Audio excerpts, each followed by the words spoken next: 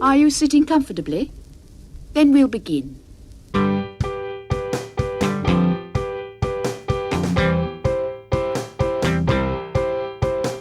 10 minutes left. Yeah, but there's still some time. It's not the final score. We need more than the numbers we're given. Show us you live and breathe the game. You're more than a name. That's what we came for. We can bring you more than the score. Every story. Let's take this thing off of the field into the real world, away from the numbers, away from the numbers. Welcome back, my friends, to the show that never ends. There's still time. The AFTN Soccer Show, broadcasting on CITR Radio 101.9 FM from the unceded Musqueam Territory at the University of beautiful British Columbia.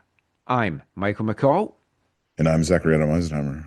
and we're back with another packed podcast, chatting football at club and country level, because the football just keeps coming, and it's the start of summer officially, and that obviously means football is ramping up international wise. So we're going to have everything covered in the show. Gold Cup, Club World Cup. We're also going to talk Whitecaps, who get back into MLS action this week. And I know I say this on many of the podcasts, but this is going to be a shorter podcast. Partly because the Whitecaps haven't been doing anything. It's been a week off. Also, Zach is getting up very early tomorrow morning, so I want to make sure he gets his beauty sleep, because we all know what Zach looks like. He needs that beauty sleep. That's why he stays so beautiful. He gets all that extra sleep. Michael, you're hilarious.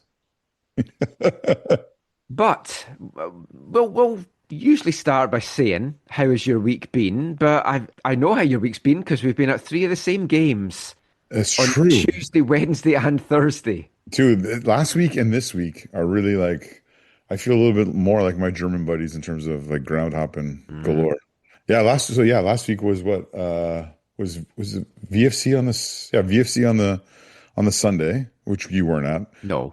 And then Canada on the Tuesday, Yep. TSS on the Wednesday, Yep. and then FIFA Club World Cup on the Thursday. Yeah.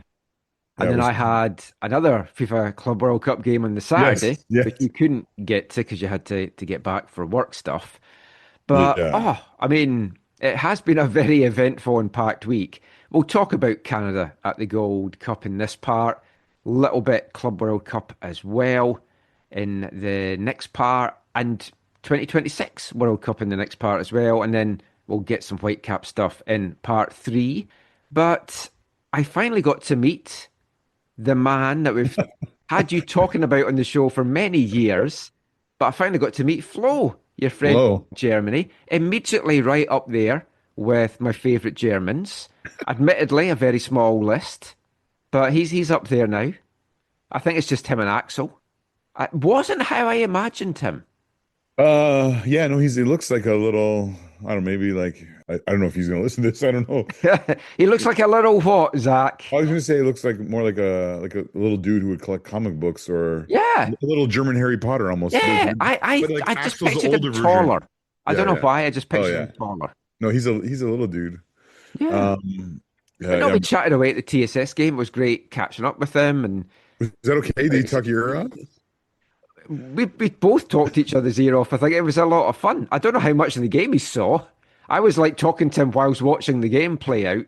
It was an emotional roller coaster as well. That was a good game. I've never seen. 3 goals. Yeah, I've never seen you so celebratory. Oh, You that, were. that was that victory was bigger than you even know. Because of the other results? Yeah, TSS, even Mejia, about 5 minutes from time, got the winning goal after TSS had been reduced to 10 men about the half-hour mark or so. And then Whitecaps got reduced to 10 men and then equalised. And then a late winner from Even Mejia got 3 points for TSS. Langley, the table toppers, dropped 2 points on Saturday. And then today, Altitude dropped 2 points as well. So now the title's back in TSS's hands. There you go. So that's Drama all of- you can ask for. The drama of League One. Yeah, it's going to be even more drama because they play Altitude next Sunday and the Sunday after. And Altitude, technically, the title is also in their hands as well. Because if Yeah. they beat TSS twice and then beat Langley, they could still win the title. But they dropped 2 big points today to Unity. I was commentating on that game. And then TSS play Unity midweek. It's crazy. Altitude beat Unity 5-0 midweek. And then we're 2-0 up at half-time today. And then Victory Shambusho, 2 goals from him. He was inspired Oh wow. and was playing some really nice stuff. And it finished 2-2. He's quality. Yeah. Yeah, it was really fun to be at that game with you and just see your Yeah. What did Flo make of his experience in Vancouver? Because he got to see BC Place, he got to see Swan Guard. And then, What's his feedback on that? Yeah, no, yeah, it was either Swangard or Cloverdale Athletic Park. Yes. So But Unity do a nice job there, but it doesn't Yeah. quite have the mystique and the history that Swan Guard does. Well, actually, speaking of Cloverdale Athletic Park, he actually got to meet Jeff Clark on the Monday, Oh, who obviously oversees Operation Yeah. Surrey United is run Yeah. at Cloverdale Athletic Park, which I got to talk to him a little bit about, but or just briefly, casually about. Flo's a ground hopper, right? So for him, when I was looking at the League One schedule to see what could be possible, I was like, oh, there's a game at Swangard. He needs to go to Swangard. And he's like, oh yeah. He was looking up stuff. He's like, oh yeah, the historic Swangard Stadium. yeah, he was telling me because I had said something. He's like, oh yeah, I've read all about the history, and he was rattling it off to me, and I was like, impressive. It was interesting to hear. So after the game, to hear him talk about. So he's been to 186 grounds in Germany. Wow, just in Germany alone. Yeah, in Germany alone. Wow. He's been to a lot of grounds in a lot of countries. But he said to me, oh yeah, this stadium. What did he? He said in the third division. If it was in the he said if this was in like Division 4 or 5 in Germany, he's like easy out of the 100 grounds, it'd be easy top 20, easy. And then he said even in Division 3, which is I think right now is it 24 teams? I can't remember. It's larger than the first two, which are only 18. It's 20 or 24. And it's not regionalized, is it? It's not regionalized. No. The Div 3 is a full, it's a full across the nation. He said even in Div 3, this is like a top 10 ground, like in Division 3. And the dude's been to a lot of stadiums. Yeah. I mean, it's an impressive stadium. And it's like with a bit of money, they could, I mean, many folk think of it as the jewel in the crown of the local stadiums anyway. But with the investment that folk have been wanting and pushing for years to come, it's like this could be a really top stadium in Canada. Well, I mean, one thing it has going for it, which we've heard, for the decades we've been hanging out there, is that one of its most coveted things is the quality of the pitch. Yeah, which is why TSS wanted to be there when they first started in 2017. Totally. So, that really helps. I feel like I don't know if have I been there since they recolored the track. That's the one thing. I don't think you have because that was just a long last time. Yeah. Oh, it was last year then. Yeah, because we as in TSS got kicked out and we couldn't have games for 2 months because they were doing the track. Yeah, the track's really nice. The colors pop. Yeah, and it's better than before. Before just looked old and like. Yeah. Dated. Oh no, it really was old before. Now it looks like top notch. So at least they got to see that. They've given the press box a lick of paint as well. Yeah, you were up to doing an inspection. Did you? Yeah, it was nice enough. They still haven't cleaned the window, which makes it difficult for me seeing out of in night games. Unlike previous years, though, I didn't go underneath to see if they'd altered any of the rooms underneath. No, they haven't yet. They've not knocked any walls through, so the stadium is still standing. We don't have to worry about that. That's a little in-joke that we know about something, but if anyone's really curious, you can message me. I'll let you know. Oh, but you and I've been you've been down there tons. I've been down there just only a little bit or whatever. But no, it's a nostalgic place, and he really enjoyed it. And it wasn't just him. There was another dude named Michael. Yep. or Mickey, as Flo calls him. So yeah, no, it was they both enjoyed it and were glad to be there. The yeah, it was I mean, we were chatting away, great. we were sharing pictures of our World War II memorabilia. I mean, it was a lot of fun. Oh no, sorry, not a Footology app. That was what we were sharing. It wasn't the memorabilia. Footballogy, yeah, Uh, footballogy. Oh yeah, no. what Oh. did they make a Lumen Field? Yeah, they Because thought it it was packed. It was up 51,000, 51,000 for the Atletico which game. helped. Yes, very much helps that place feel good. Yeah, no, they thought it was quality, like for especially for being a pigskin stadium, Yeah. like so much it is so much better than some of the American pigskin stadiums in terms of configuration and proximity and angles and Yeah, the whole aesthetic of it looks nice. Even when you're approaching it, yeah, you're approaching, you're like, oh, this. Well, I mean, I said that about the Winnipeg Stadium as well. yeah, It's like when you're approaching that and you're in it, it feels like a good old-fashioned kind of European stadium. yeah. I mean, for yeah, no, they thought it was nice, and these are dudes who've been everywhere, right? So Hmm. their schedule is ridiculous. I mean, after the game, I dropped them off at the airport. They took an overnight plane from Seattle to Orlando, landed in Orlando, went to the FIFA Club World Cup match in Orlando, then and then That was the Bayern game.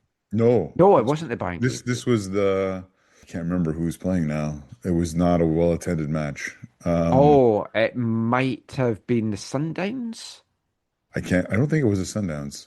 Anyways, I would uh, have watched it was it because I Benfica? Oh, want. it might have been. Was it the Benfica game?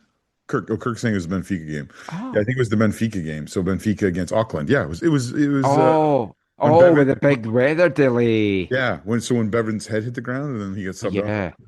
Um, And I was watching that thinking, Zach will feel that was a dive.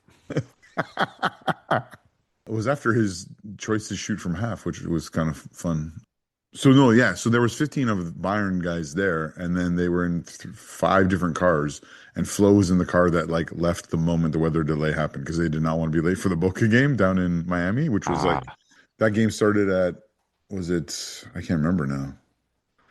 Was it the Boca game started at 6 p.m. No, it was 9 p.m. our time. no, it wouldn't, No, it would, 9 p.m. their time. It's yeah. 6 p.m. our time. Yeah. So that game maybe was noon or something or 1 o'clock. So Yeah, because uh, the LA game was the 3 o'clock game our yeah. time. Anyways, so some of them left right away, some of them stayed longer, but yeah, they went to their game in Orlando. Then they go to the Bayern game against Boca in Miami, which ends at 11 o'clock. Then they went to when they were done at the stadium, they went to the airport and slept at the airport. Got a 7 a.m. flight to go from Miami to LA because most of them hadn't yet ever been to the Rose Bowl, and that was a huge one for them in this tournament, right? The 1994 Yeah, World I've Cup been there. final stadium. Yeah, I have not yet made it to the Rose Bowl. And so they went to the game there, and it's just like that on and on and on. And they're also picking up like I think some USL matches and whatever else they can kind of along the way. Flo was at the Whitecaps versus Columbus. Yes, yeah, we were chatting about that. I mean, Um, I've already like laid the seeds with Mark Rogers in League One that scheduling next year for the yeah, league, we've got to make sure there's yes, no clashes with games here or Seattle yes. so that you can fully take advantage of all the ground hoppers and visiting Oh fans. yeah.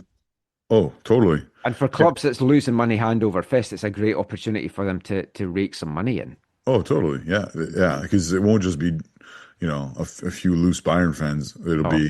It'll be far more.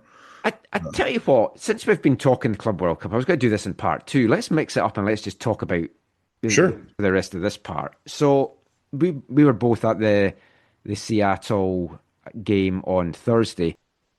For the much maligned tournament and everything that was spoken about it, and we've said all along that we still feel the same way, money grab, etc., etc. I have loved the tournament. I hate myself for it, but I've really enjoyed it. I mean, what's your thoughts on it now that we're kind of through the round two set of matches and we're into the final set kicking off now? Yeah, I mean, you and I are football people and love to be able to watch matches on TV, but even more so in person. And so this is a tournament that's allowed us to do that, and I still have the same reservations in terms of, yeah, it is a cash grab, and playing a role. It will play a role for the rest of the season and into next summer's World Cup on the taxation of these players' bodies, which I think will end up hurting either seasons for some people coming up or the club or the nation's World Cup next summer. However, I also support a club that has a chance to potentially take as much of that cash that FIFA is offering the clubs by going as far as possible, which Yeah, but I mean, with that as well, I don't know how aware everyone is of this because I'd read it at the time and then I'd forgotten, and then I heard another podcast talking about it. The clubs don't get the same amount of money. Like if Auckland City had advanced, far-fetched, no, but if Auckland City had advanced to the knockout stages, they would have got a whack less money than one of the European teams for advancing. So the pot isn't shared evenly. And it's the European teams have argued that we're losing out on North American, Asian tours, so we need more money to make up for it. So they're getting more money than the South Americans, the Mexican teams that are going to be in the same round as them. And I think that's ridiculous. It should be yeah. set prize money for everyone. Oh yeah, I don't disagree with you there. I mean, I understand the case for, hey, we're the bigger draw. Hey, we're missing out on different opportunities. Although they are essentially doing a tour of North America. Yes. Although I mean, they're not getting to choose the locations and what, you can argue that both ways, I think, a little bit, but Yeah, and they're playing in some very empty stadiums as well. that too. Again, that's a whole thing with the geography, right? And the opponent, right? Yeah, Yeah. if you're playing Auckland, you're less likely to fill a stadium than Yeah, or one of the Middle East teams or even the African teams. Because I read someone was saying how good the Sundown supporters were. And it's a shame that there wasn't more folk in the stadium. And one of their fans replied, going, "You don't understand that for us to travel from South Africa to America, oh how yeah. much money that costs us in terms of what we make in a year. Yeah. But don't say, oh, it's a shame there's not more fans there. We'd love to be there. We just physically can't afford to go on a plane over there." Yeah. Like talking of cash grabs as well, actually, did you look at the merch stall? I didn't get a chance on Thursday, but I got there a lot earlier for the Saturday game, which I won't go into. But I wandered around the concourse. I had a look at the merch stall. Did you look at it? No. I took a picture, which I haven't actually put out yet, which I should. I I will be down there this week, and so yeah, I'll have Well, more if you time. fancy a nice spiffing white t-shirt that says FIFA Club World Cup with a bizarre tiny bit of colouring logo on it, guess how much that would set you back? In Uh, American, $50 close, 54.99 for a t-shirt. for a t-shirt. They do have one that is $50, which I would have rather had. It was a black one with a crappy FIFA Club World Cup design, which I don't like at all. But on the back, it's got the poster for Seattle, so it says FIFA World Cup Seattle, Oh, and it's a really nice design they've got. It's a whale tail coming out of the water and the cityscape of Seattle in the background. So that was as, $50. as much as I am thankful that Seattle is hosting games for this, I don't think I have a burning desire to have a t-shirt that says Seattle. No, no. It was 44.99 for an Inter Milan beanie hat, or Oh, better value, 39.99 for an Inter Milan baseball cap. At least I think it is. Wait till I make this bigger. Yeah, 39.99. there you go. They were selling jerseys for $130, which in the grand scheme of North American pricing didn't seem that bad. There was nothing though for the Urawa Red Diamonds? Red Diamonds, and I wouldn't have minded getting something because they had Yeah. nice scarves that were just for the occasion. Maybe it was in a different thing that I didn't see, but I was like, oh, that's a shame. Yeah, or they all got bought up. Oh, actually, I mean, it could be that as Yeah. well. But we'll come to the Urawa fans in a sec. Yeah. But I mean, I've enjoyed the tournament. There's been some fantastic games. Oh, yeah, it's been entertaining, and Yeah, obviously, as things move, we're roughly whatever, or just over halfway through the group stage. As as it gets to the knockouts, it's going to get, even more intense. And I'd love for a non-European side to win it. Obviously, you feel otherwise with Bayern. I just think for the good of the tournament, it would be better if it was a non-European team. Of course, I was going to have the trope now of look at the South American teams; they're unbeaten in the tournament, but your boys had to put a stop to that. had to set things right. Disappointing. No, not at all. I mean, the disappointment of that, of course, is that Michael Elise didn't get man of the match because they gave it to that bloody Englishman. Yeah, but it's a Which, fan vote, I think, or is is that the it? Gold Cup? Maybe it's the No, Gold no. Cup. Yeah. Who's got the superior man of the match? Maybe that's the Gold Cup because I noticed that was fan voting. Oh, superior man of the match, I think, is the FIFA Club World Cup. Oh, well, there was a fan vote. Oh, really? That's Yeah. even more ridiculous. What is Amazingly, this Formula One driver of the day? Cristiano Ronaldo has won it in every game. He might not be there in person, but he's there in spirit. Oh my. I mean, watching the Atletico Seattle game, I thought Seattle gave a good account for themselves as they did against Botafogo in the first game. So yeah, you and I were sending messages on the Lumen Field Yeah. awesome Wi-Fi. Uh, I was doing it on the FIFA media Wi-Fi. Oh, there you go. It was yeah, you sent me a message which I think was really apt, was basically like how how is this Seattle side the one that got beaten by a Whitecaps B team Yeah. 3-0 like a week or a week and a half ago? I actually wanted to ask that to some of the players in the mix zone. The mix zone was an absolute shambles. I would have had to have yelled my question really loudly for any of them to hear. Also, one of the guys, I had no idea who the hell he was. One of the founders? Yeah, Oh, but they sorry, put Scott. they put Rusnak up. Oh, yeah. Uh, I was going to ask Rusnak what is the real Seattle team? The team that capitulated to a Whitecaps B team, or the team that's really held their own against these two? And do you only get up for the big occasion? What Sounders team are we going to see after this tournament? A long-winded question, but I didn't get a chance to ask that. I thought it was funny though because Rusnak was like, "Well, I mean, we're out now. It's been a good occasion, blah blah blah." They're And not then out. when the media was like, "No, you're not out." And he's like, "No, we are." And I said, "No, no, no. If Mathematically, the yeah, result tonight goes such a way, he it said, did. you'd have to score quite a lot of goals against PSG." And Rusnak was like, "So we're basically out." But yeah, I mean, yeah, even I would not be super disappointed if they beat PSG by the requisite number of goals. Yeah. Well, I mean, But you're no, going down to that game, which is why you need to get to your bed. I was yeah, meant to be going down, but I cancelled it because came back on Saturday. The traffic I had on the way down and the way back was like ridiculous. And I didn't fancy trying to get down for a 12 o'clock kickoff. yeah.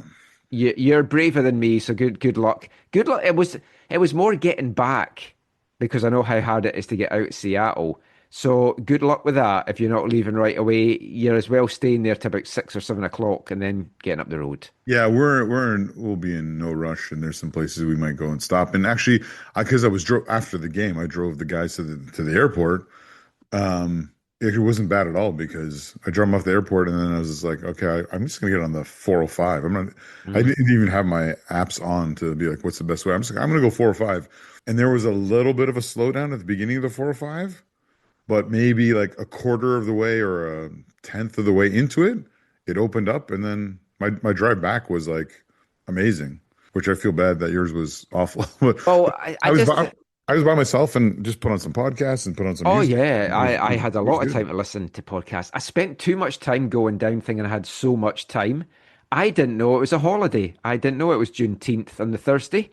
So there was Yes. a lot of folk off and there was a lot more traffic on the road than I expected. So that was problematic. When your GPS says, "Would you like to save 21 minutes?" It's like, "Oh, this isn't good." And that 21 minutes did not get saved because everyone else had clearly gone that way as well. They But got the same I message as stayed you. down there because I was going to the game on Saturday. And I thought, I looked at the hotel prices. We'll talk a little bit Actually, I'll come to that in a sec, 'cause we'll talk about what we can maybe learn from this tournament with a look to here for the World Cup next year and just in general. But of the MLS teams, Seattle are basically out. LAFC are definitely out. And what that means is the Whitecaps game on June 29th against them now is definitely on. I still had hopes they would maybe get through and Yeah. then we'd get a little bit of rest and that game would be off. Not sadly going to be the case. Bayern already booked their spot in the knockout stages, looking pretty good as well. Have to be one of the favourites, I think, for the tournament.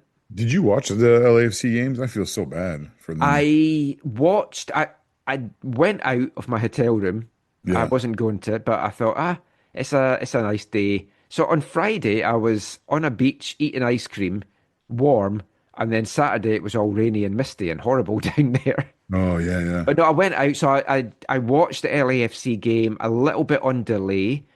I then got back and did the 10 seconds forwarded on the zone just to kind Yeah. of catch up with it, and then watched the whole second half live. Again, they gave a decent enough account to themselves, but Denny Buanga, the cap killer, has not had a good tournament. No. This is a tournament for players like on Seattle and LAFC. It's their chance to kind of be on Make the a world name. stage and maybe get a big transfer. Buanga was one of those guys I thought, oh, if he shines here, they could lose him in the summer. Don't think they have to Absolutely. worry about that. Not at all. It was really sad to see them go out like that.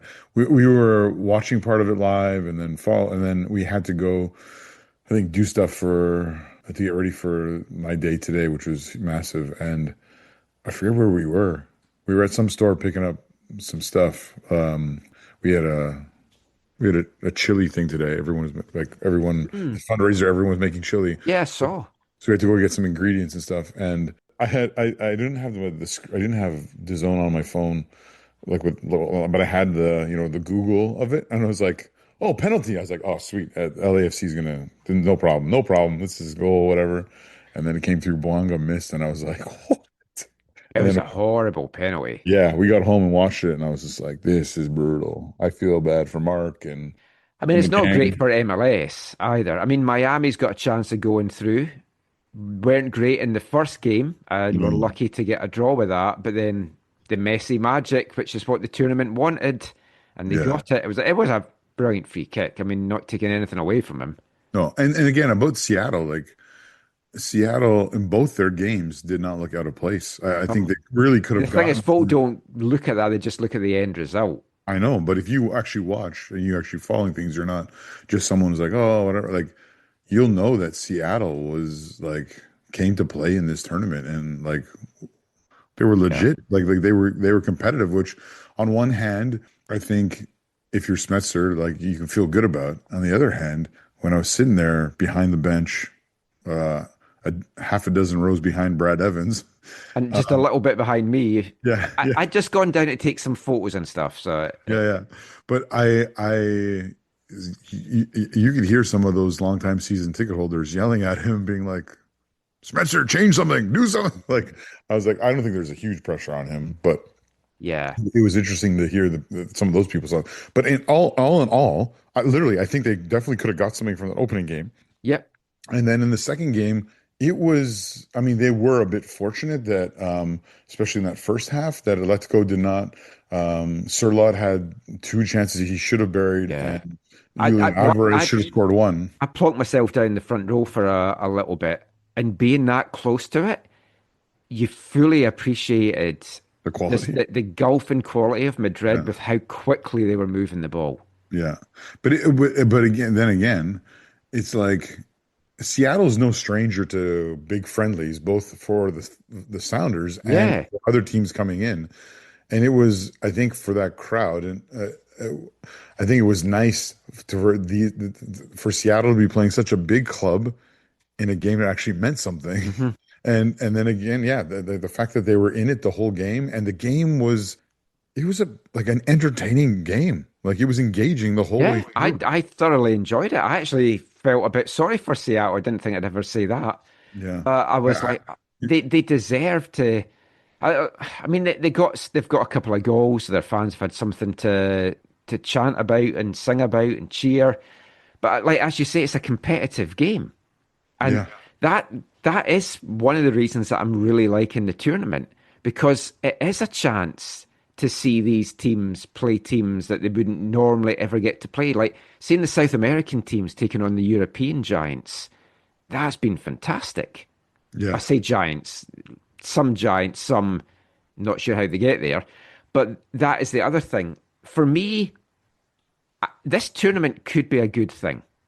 I get all the downsides of it and the packed calendar for the players. If they can get the qualification right, Yeah. and that's the problem with it being held every 4 years, and I'm not in for a moment saying it needs to be more than every 4 years, but you could have a team, like look at Leicester City. They won the Premiership. If the Club World Cup had been on, that might have qualified for them.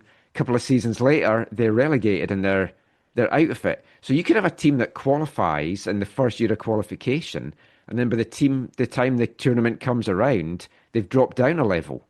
Yeah, I think you're obviously speaking about an extreme situation, but I think you have to look at the flip side of that, Michael. And I mean, you personally obviously were dreaming of the flip side of that, right? Because if you're like, for example, the Whitecaps and you Yeah. beat Cruz Azul, you have a 4-year ramp to the Club Mhm. World Cup that is then like a magnet to your club for bigger talent and and Yeah. and, and more ambitious players. And so, it's a bit of a double-edged sword there. But then you look at the European teams and you've got like Salzburg.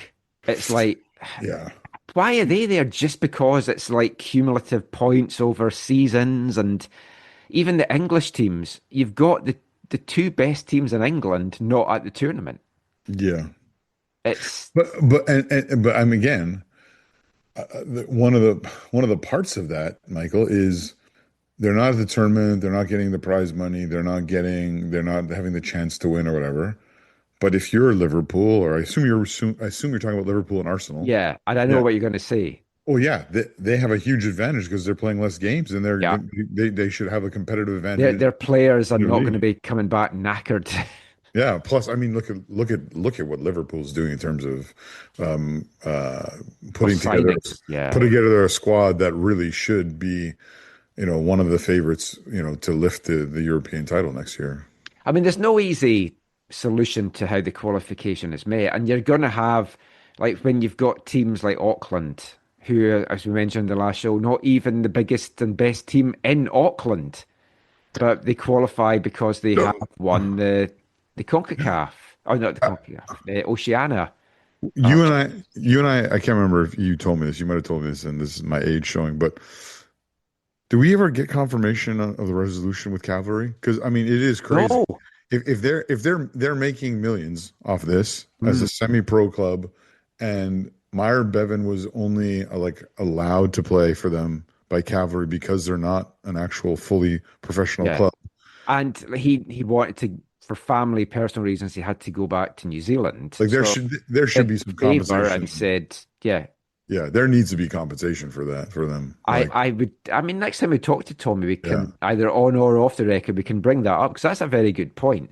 And I felt sorry for them. They did so well in the first half against Benfica, yeah. and then Benfica obviously had a long time to think about it at the break. Yeah. Well, was they also gave up like a last minute penalty, right? Yeah, in the first half. Yeah, because otherwise it Yeah, was their a young crazy. keeper had done really well coming in, and he hadn't played many games. And obviously, when the previous one had shipped 10, it's like, well, we can't get much worse. No, yeah. I thought even at five, when it was 5-0, I thought, oh, if they hold it here. Mm. But I mean, there's been decent crowds at some of the games and some of the venues. Over 51,000, as we talked about, at Lumen for hours.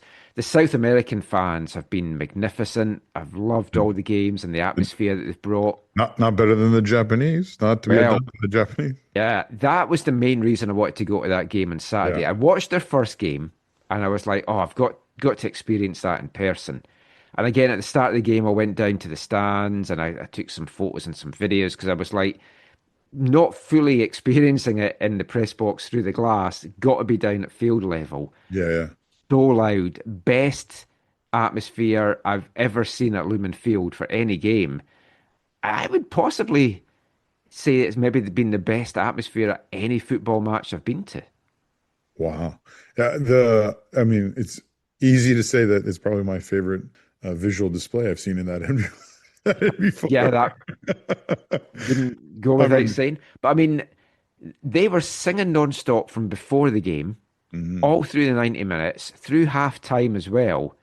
And probably afterwards, as soon as the final whistle went, I was out of there because I wanted to get onto the road because I saw that there was delays already, and I was like, Yeah, I need to get out of here.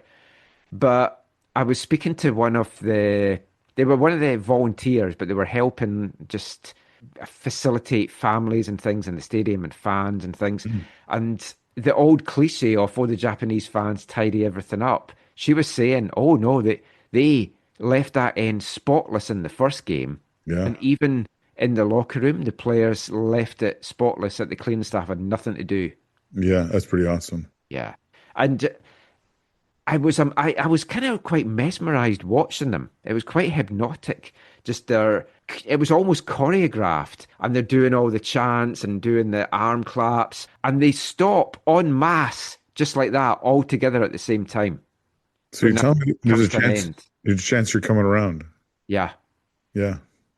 Uh, It is quality. The J League has been quality for a long, long time, and their you've fans got to be fit to be in are, those fans as well because they were yeah, bouncing up and down constantly. yeah, totally. Yeah, it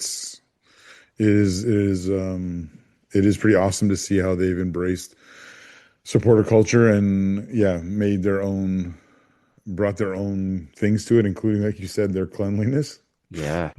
But no, Just their whole passion and everything as well. And I mean, I tweeted out I'd love to have Japan here in Vancouver for the World Cup next year. So our good friend Aidan Stanky said he'd love for us to come up with a list of teams that we'd like to have here in Vancouver next summer. as long as you don't say all the British teams, Michael. Well, Aidan said his would be Australia, Scotland, England, Netherlands, Argentina, Colombia, and Japan. Mm. There's, Now, obviously for me it's Scotland, and for you it would be Germany. That would just be the dream to have them in our home city. totally. So what other countries? I would love to have Japan here because I think they've got such a good fan base.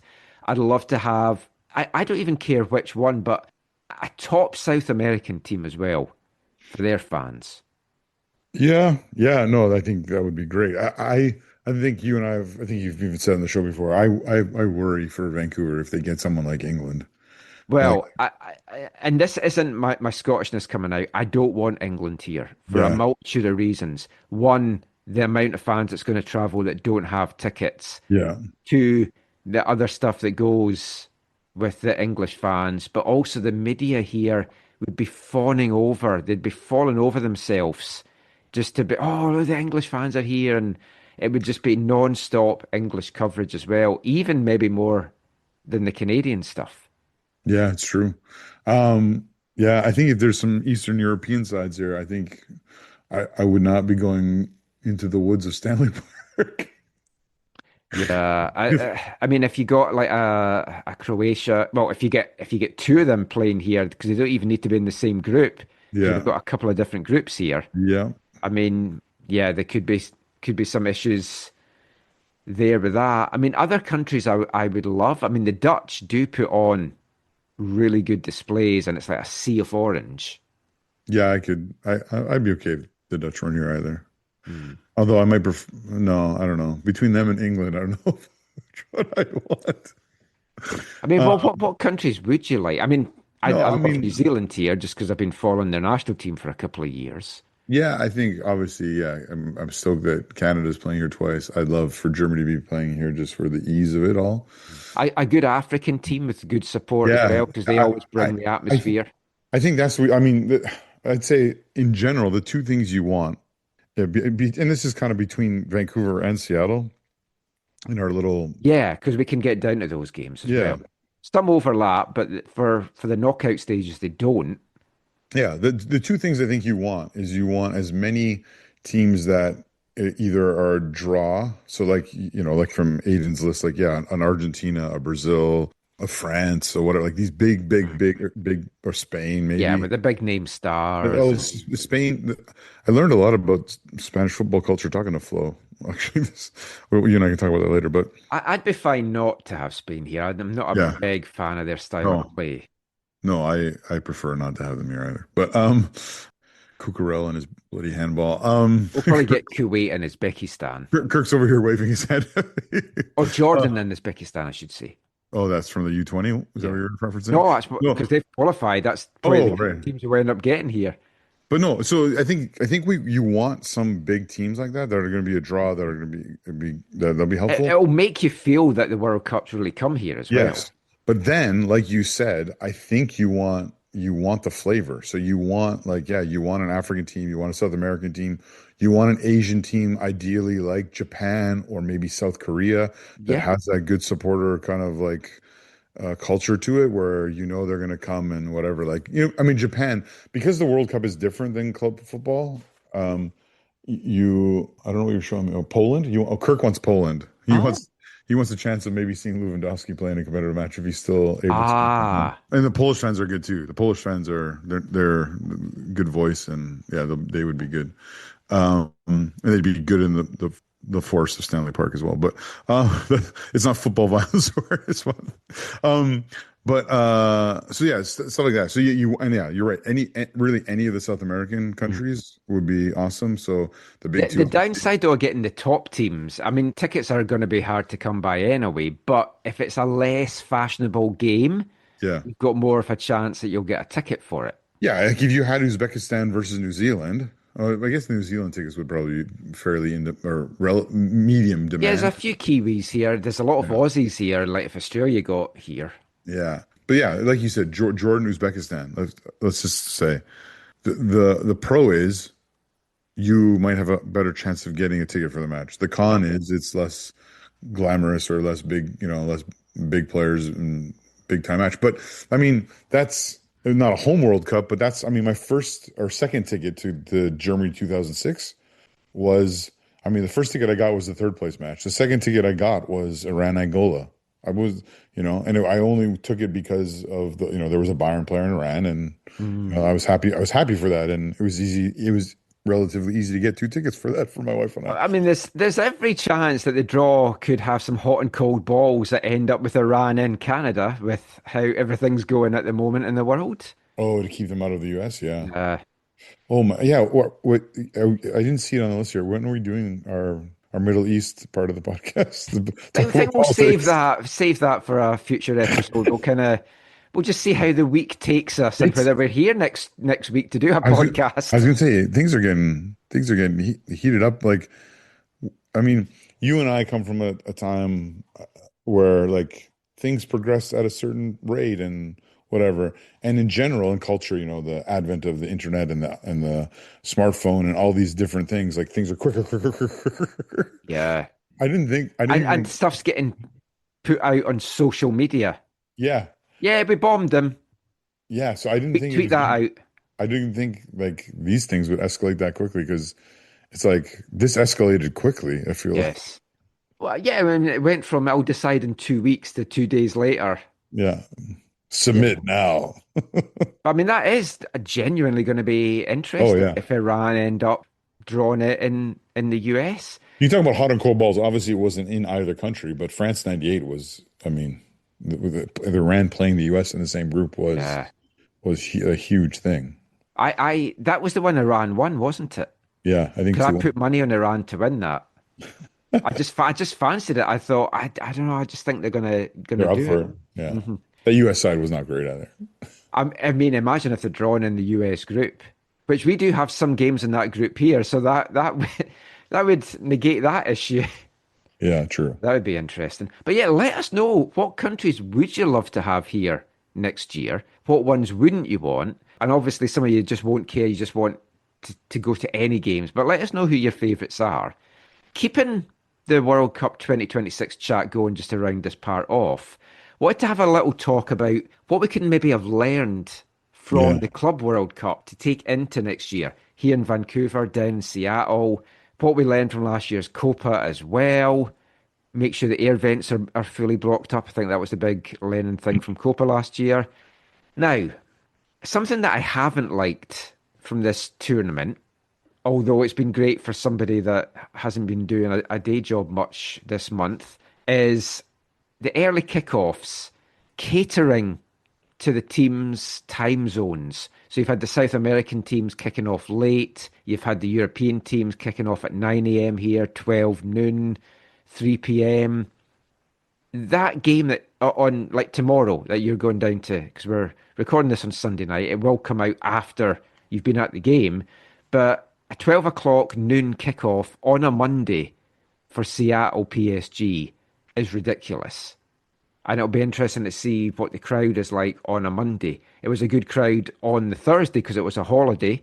Saturday, they got just over 25,000 for the Inter Milan Urawa game. This will test.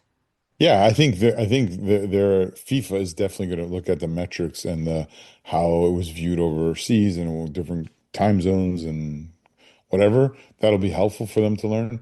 Honestly, Michael, though, I don't remember USA 94 being that different. Maybe not 9 a.m. kickoffs, but definitely.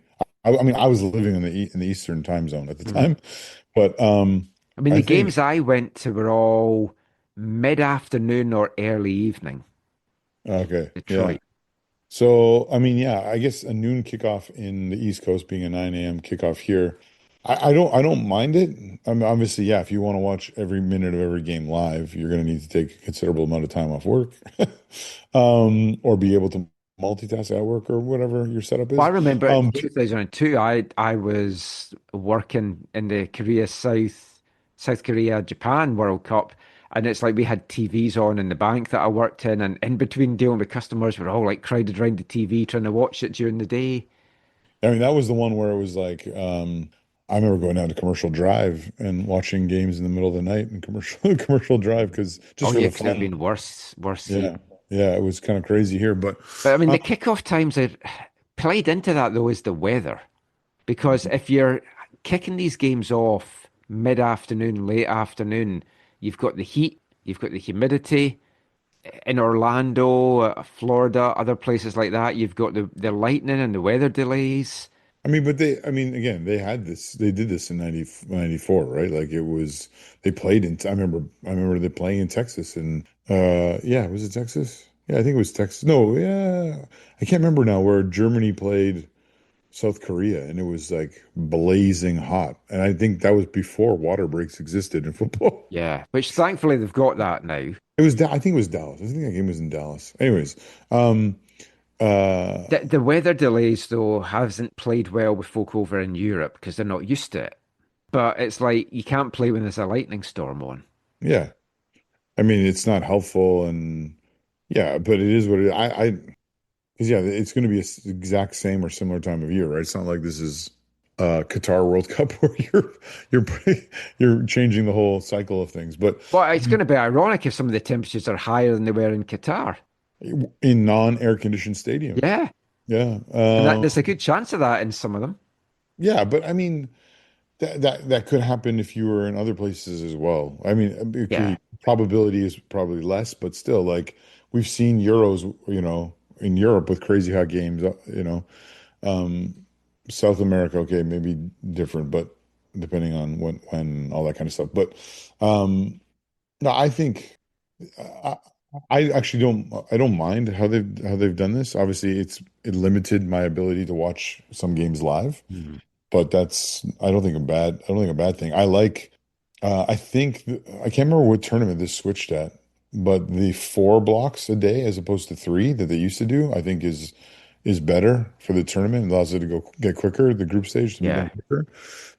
Also allows, if they do it right, it allows. I like the thing where, and I can't remember this tournament's done it exactly this way, but I think it's better for the competitiveness of the tournament if your group is all playing on the same day. yeah, I think that's very, very helpful as I've opposed liked to, oh that. yeah, oh yeah, tomorrow we know what they did yesterday, therefore we get to do this. It's no like you might know it happened 2 hours ago or 4 hours ago or whatever, but like you don't have a whole night to sit on it and redraw your tactics and whatever. It's like, Yeah, the only downside with the World Cup next year is because some third place finishers will be advancing to the oh round of yeah, 32, they're going to know exactly what they need to do. Well, but the last games are all at the same time anyways. Yeah, but if you're going to be third in the group, you might Yeah. know, well, if we only lose 2-0 in this game, we'll still be third and we'll be better than this third place team, so we could qualify, or, oh, we need a draw from this to Yeah. beat this Yeah. third place team. So that's the only downside because you're having that and not just a straight top two. One thing which, I mean, it might be different next year, but heading down on Thursday to Seattle, there was road work on the I-5 Oh that yeah. actually shut the I-5 for a little bit. And then coming back on Saturday, they'd closed two of the lanes because they were doing road work What time did you leave to go down or come back. to go down? I left at 10, Oh, okay. which for Yeah. a 3 o'clock kickoff should have been plenty of time. But I stopped off in Bellingham. I went to my favorite coffee place, went and got gas, had a Yeah. breakfast sandwich. Yeah. We left Abbotsford around 7:30-ish. I haven't told you this part. So we got to the border. Everything I told them, I went through everything with them. Like, okay, no more jokes. Phil likes to be funny and sarcastic and humorous and contrarian. I was like, you have to shut that tap off. There's no messing around here. Like, what? They've been through lots of borders, obviously, so they know. But so we went and gave they asked, how do you know each other? Blah, blah, to telling everything. Blah, blah. And then we got okay, yeah, just pulling over here. I was like, oh crap! Like I haven't experienced this since I traveled with Michael through the. Us pesky Europeans. So we go in but it was different from before because it wasn't like, hey, we're gonna check your car. It was like, hey, we just want you to come in for a minute or something, or we want you to come in. And I was like, okay. So we go in, and then I walk up to the thing, and I look, and the guy who calls us over to his station, I look at his name, and I was like, oh, this could be bad because his name is De Boer. I was like, this is a Dutch dude. I was like, I hope this doesn't cause a problem. And he asked them the questions, how do you know each other, where are you going, blah blah blah. And then but then once we told him that, then he just starts speaking fluent German to them and all this stuff. And then later he starts not singing, but quoting this, anti-Bayern song. This is from Germany and all this stuff. And I guess his family was from either near the border or they had lived in Germany for a while or something. And he was like maybe our age or a little bit older, but he was actually really, really nice. And it was just, they pulled us over because like the guys had done all their visa stuff, like, and they'd already both been in the US already. But I think it was no issue for Flo. It was for Mickey that he had to pay like a $6 Oh entry yeah, I used to fee. have to do that when I did if you travel by land border. Yeah, Yeah. but they didn't make Flo do it, which was kind of weird. Oh. But then it was like one of the things we got back in the car and it's like, does anyone understand what? And that's the thing, they didn't take my car keys, right? So I parked my car, locked it, and walked in. So they weren't like searching. Not that there was anything in our car, but they weren't searching our car. But I was like, does anyone know what just happened? Again, and the guy was so good and so smooth. It was so easy. It was like 10 minutes maybe. Like it was really quick. So I was really thankful, obviously. But it was, I was like, does anyone understand what just happened? And both of them were like, we don't understand what just happened. And we're like driving down and Mickey's like Googling it and stuff. And like, but ultimately we're like, yeah, if they ask you for $6 and that's all that it is, to keeping you from carrying on with your journey, then you just give them $6 and Yeah. let's just go. Because I I mean, remember, I always go down through Aldergrove because they're always so friendly there. I drove up, there was no car in front of me. I was like through in seconds. Coming back as well, there was just one car in front of me and they were pulling out as I got there. It was like crazily quiet oh, for obvious reasons. in general, no, it was good. I think there was like two cars in front of us. Yeah, no, it was But the good. point I was going to make though is if you know that you're hosting a big game, but there's going to be Oh, tens of thousands of folk there, yeah. maybe try and make sure that the road work isn't closing the I-5 that's always hellish to begin with. So hopefully that is something that they learn for the World Cup next year because there's going to be a lot of folk coming down from Vancouver, from Bellingham, whatever, down to Seattle for these games. Oh, yeah. Coordinate the road work so it's not going to clash with the games. That's the other thing is, uh, and we had a conversation. I don't remember if you were part of this, but I had a conversation with someone about what's happening in Vancouver. But it's not even just the games, and it's not even just the game days. But each of the host cities will have a FIFA Fan Fest, which the FIFA Fan Fests are honestly one of my favorite things in the world. Well, the ones in Germany were anyways. But those are like places where people are going to gather to watch the games like all the time. Hmm. So you could, like you're talking about Bellingham, like yeah, you could have people driving down every day from Bellingham to go to the one in Yeah, Seattle to like just kind of be a part of something and be watch it with thousands of other or even tens of thousands of other people. yeah, Vancouver, the Vancouver one is at the PNE. Is that what yes, I heard? yeah, because it's where they used to do the concerts. So they've redone that, so it's all going to be in there. That's Good for yeah, me, yeah. up It's the just road from me. yeah, but for most people that's gonna be terrible. Yeah, I know. No SkyTrain, buses Yeah, only, yeah. parking's limited at the best of times. Yeah, I mean, it's not big enough space, but during the Women's World Cup in 2015, it was great that they had it on that plaza where the market was. Yeah, But obviously, that space, I think that space is not available or partially not available or whatever, but it also wouldn't be big enough, I don't think. yeah. I guess I For don't this. want everyone downtown in those numbers, but That's the other thing is you can then separate who's actually going to the game to who's yeah, actually just hanging out. But it's not a great location. no. I worry Excited about. just talking about it all though. So, But so that's the thing some, is, this is the thing is like I'm sure you and I will. There'll be a day where we're like, hey, let's meet at the PNA. Let's go watch. yeah, Scotland's playing in Miami. Let's go watch it together and be together and be with get your Scots. kilt on. Yeah, like Ah, you're funny. Scotland's not going to be there. Um, but yeah, that. Let's hope there's some lessons learned.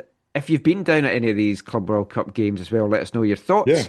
We're going to turn our attention though in the next part to the other big tournament that's going on this summer, the Gold Cup, and we'll be back with that after this episode's song from our album of the month. Hi, I'm Jesse Marsch, and you're listening to the AFTN Soccer Show.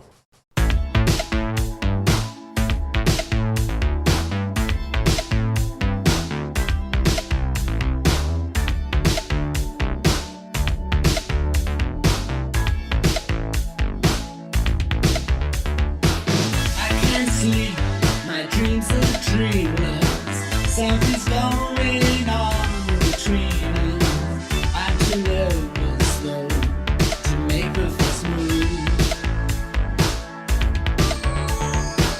All I need is your attention. That's so very hard to mention, especially when we're just supposed to be friends. You look to me like you've got all the answers. There's something else you should know. If you ask me, I won't say no. If you ask me, I won't say no. Small talk always sounds familiar. If I make a pass, won't you, will ya? I couldn't stand to have to start over again. I react to your reaction. I'm attracted by your attraction. Don't see why we cannot be lovers instead. I'm not saying that I've got all the answers, but I can tell you this though. If you ask me, I won't say no. If you ask me, I won't say no. Welcome back to the AFTN Soccer Show on CITR Radio 101.9 FM. And kicking off this part, it's this episode's song from our album of the month. The album is the 1983 release from Buzzcocks lead singer Pete Shelley, his second solo album. That was the second track on the UK release, the seventh track on the revamped US North American version. If you ask me, I won't say no. Good song. I was thinking of that song as I was driving to and from my hotel, mainly to my hotel, on Thursday night. I don't know if I've told you this. Yeah, I thought I'd save this story. Oh, about your Part dodgy one. hotel? Yeah. You Well, you the told me a couple hotel, months the ago. hotel itself wasn't dodgy. It was really nice. It was a cheap motel. It was $100 a night, which the hotel prices in Seattle were through the roof for the couple of days I was down there, and I was like, do I even want to stay? I toyed with going down the Oregon coast for the Thursday night and the Friday and coming up on the Saturday, but even they were expensive down there. Now that I know it was a holiday, that is part of the reason. So I booked a motel, $100 a night. It had a good rating, saying the hotel itself was clean, spacious, very secure. It's called Best Motel. I do recommend it for a cheap stay. The hotel itself was nice, comfy bed, good shower, gated entrance for the whole time that you're there, very safe. The area though, on Aurora Avenue North, I heard it was a rough area. So I'm driving to the hotel after the Seattle Atletico Madrid game. We're probably talking 6:30ish on Thursday night.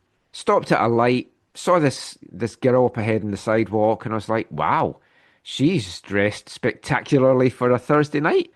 Really short, tight skirt on, high heels, very pretty, looked lovely. Drove a little bit further, and there's some more women like that, and I was like, okay. I was in Prostitute Central. Michael, I believe the appropriate term is sex worker. Prostitute Central. There were dozens of them out. I've never seen so many prostitutes in one place. I don't want to... Cost me a fortune. Michael, oh my gosh. That is a joke. Before it cost me my marriage.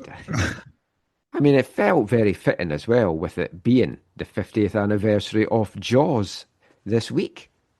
I think the shark in Jaws, though, had more teeth than some of those ladies. Oh my goodness. No, it was interesting. And then I Googled it, and apparently the area it's like the hotbed, no pun intended, for it. There's a lot of human trafficking and drugs and gangs. In a 2-month period last summer in the area, there'd been something like 60 plus shootings. I should have done that research before booking the hotel, but the hotel was fine. It was okay. You check into your room and it's got no prostitution is allowed at this hotel. Are you serious? Yeah.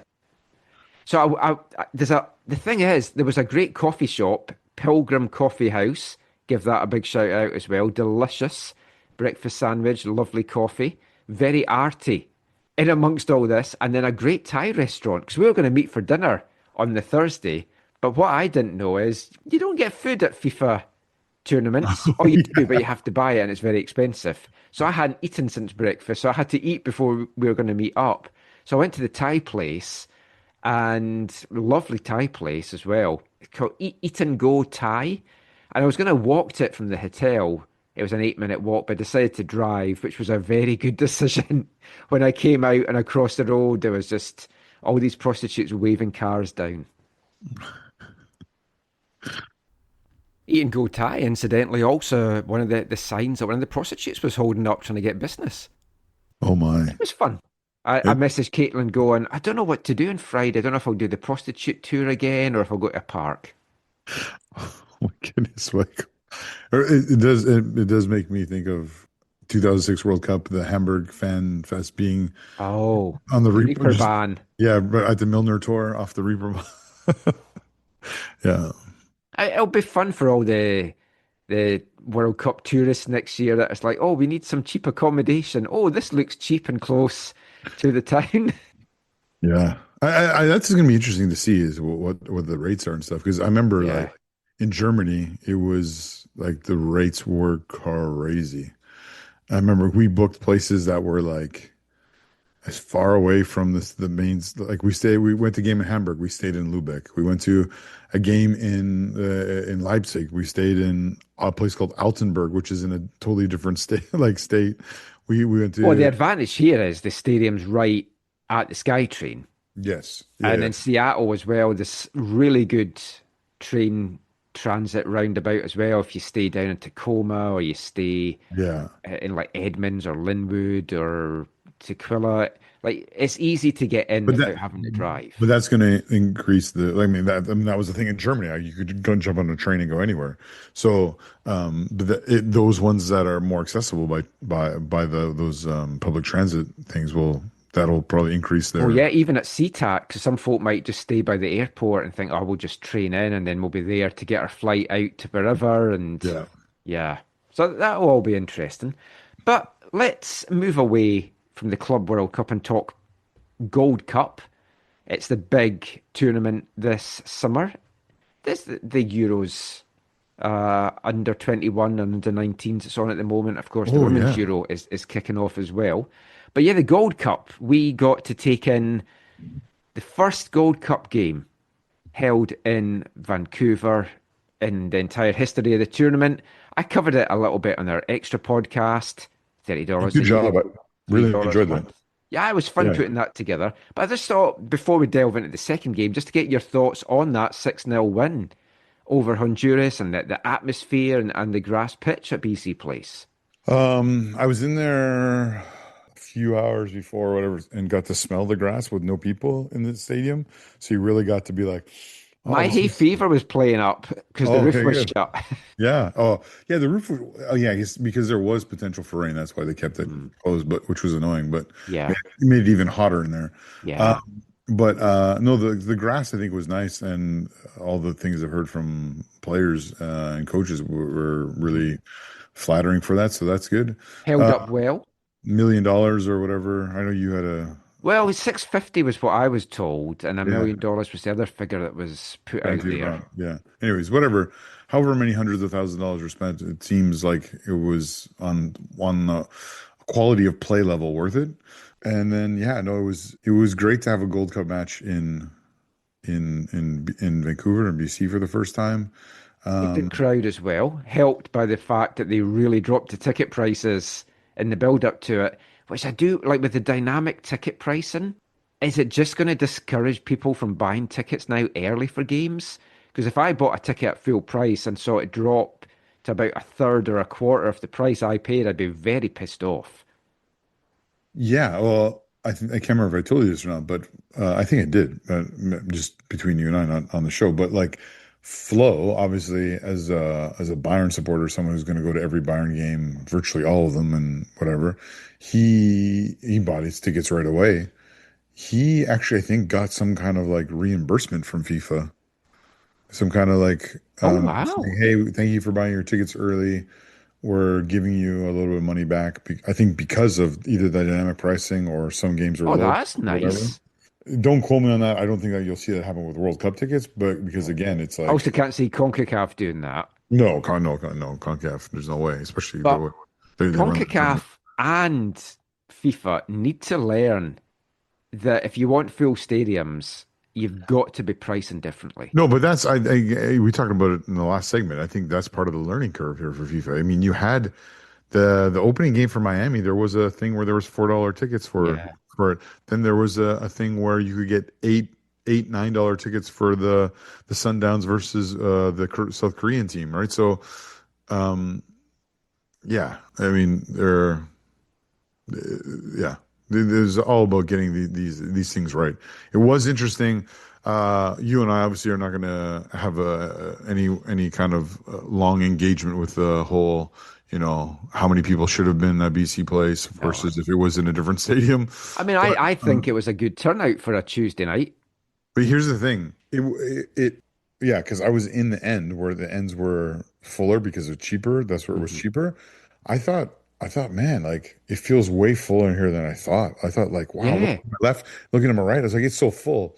And then and this I can't remember if I told you, but I actually had to leave the game because uh Mickey, his flight got delayed and delayed and delayed. And so he was coming by Uber from the airport, but with his bag, like with his knapsack, his traveling knapsack, which Ah, he wasn't going to be able to get into the ground. So yeah. the person who was going to best be able to navigate getting him to drop off his bag at one of our vehicles was me. So I left the game. I met him at Terry Fox Plaza. We went over to our parking at Costco. So we parked one of our cars at Costco and the other one at Chateau Cusano. But went to the one there, put his stuff in the trunk, and then came back to the game. So actually, Segur's goal I heard from outside the stadium. I heard the roar from outside the stadium, and we knew Canada had scored, which was nice. How did you get back in? Well, oh, that's a good question. So I secured a second ticket to get back Ah, in with. But then, so what happened was we go in and he goes in first, no problem. And I go in and I have my this ticket that someone I got to talk to him. My buddy Amory had a ticket he wasn't using, so he sent it to me. So I go in, and the guy scans it, and he's like, "This ticket's already been used." And I'm like, "No." I was like, "That can't be right." And I go through all my tickets. I have like my family's 4 tickets on my account. I sent one to Flo, one to Mickey, and then I had this 5th one. And so he tried all 5 of them, and none of them worked. And he's like, "Yeah, you got to go buy a ticket over there." I was like, "No, dude." I was just like, "Listen, and I explained the whole situation to him. He's like, "Yeah, okay, just come in." That's But nice. yeah, I was like, I'm not paying for another ticket, and this is like crazy, and I've already missed too much of the first half, and blah blah blah blah blah. But yeah, so then I got in, and I was out of breath, and we've been moving as quickly as possible, and it was hot in there anyways. So I said to Mickey, I said, "Hey, I need to grab some water at least." So as we were going, we stopped, and I looked on the screen, and right away I was just like, "Oh crap!" It just looked like a different game than the one I had been at for the first 15 or 20 minutes or whatever it was. Because Yes. I was just like, "Hokey Dinah." I was just like, I can already feel the internet comments of people ripping Vancouver for this game because it looks horrible on the screen. But where I just was, it felt so full. It felt so good because you're in this full section and you're looking across at another kind of fullish end, and you're like, "Wow, this is really, really good." And then you look at it on TV and you're like, "Oh man, if there was a word on that side of the stadium, you could spell it out." Like But the thing is, I feel in the second half, and I was saying this to Joshua Ray, who's beside me, it looked like more folk had come in, and it was much busier as the game went on. So whether folk just picked up cheap tickets outside or had just been slow in arriving or whatever, but the crowd built up over the course of the game. It definitely filled in, which I yeah, thought was interesting. But I mean, it was a good 6-0 victory. It was comfortable, to say the least. Obviously, we were planning the parade route by that point, and won't get into the second game just yet because, of course, the day after, or maybe yeah. after, was it the night No, off no, or was it, it it the was day no, it after? was the night after. We're sitting at Swangard, and you're just like buried in your phone. Oh, And yes. I was just like, "Dude, I was like, what's going on?" And you're like, "Oh my goodness, this thing has just come out. Communication from CONCACAF has just come out about Jesse Marsch." I was like, "What do you mean? What?" And you started telling me what was going on. Oh, yeah, I forgot about that. So, yeah, Jesse Marsch being investigated for breaching protocol, abusing officials, Canada Soccer also being investigated. Not everything is known about it, even a few days later.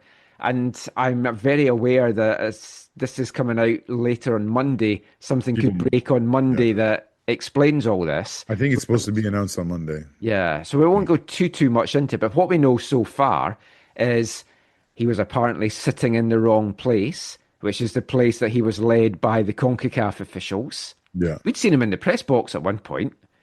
So yeah, I mean, you saw him on TV. He wasn't like in somewhere that you would think, well, that's a wrong place. So I don't know what happened there. The abusing of the officials, well, we don't know what happened there.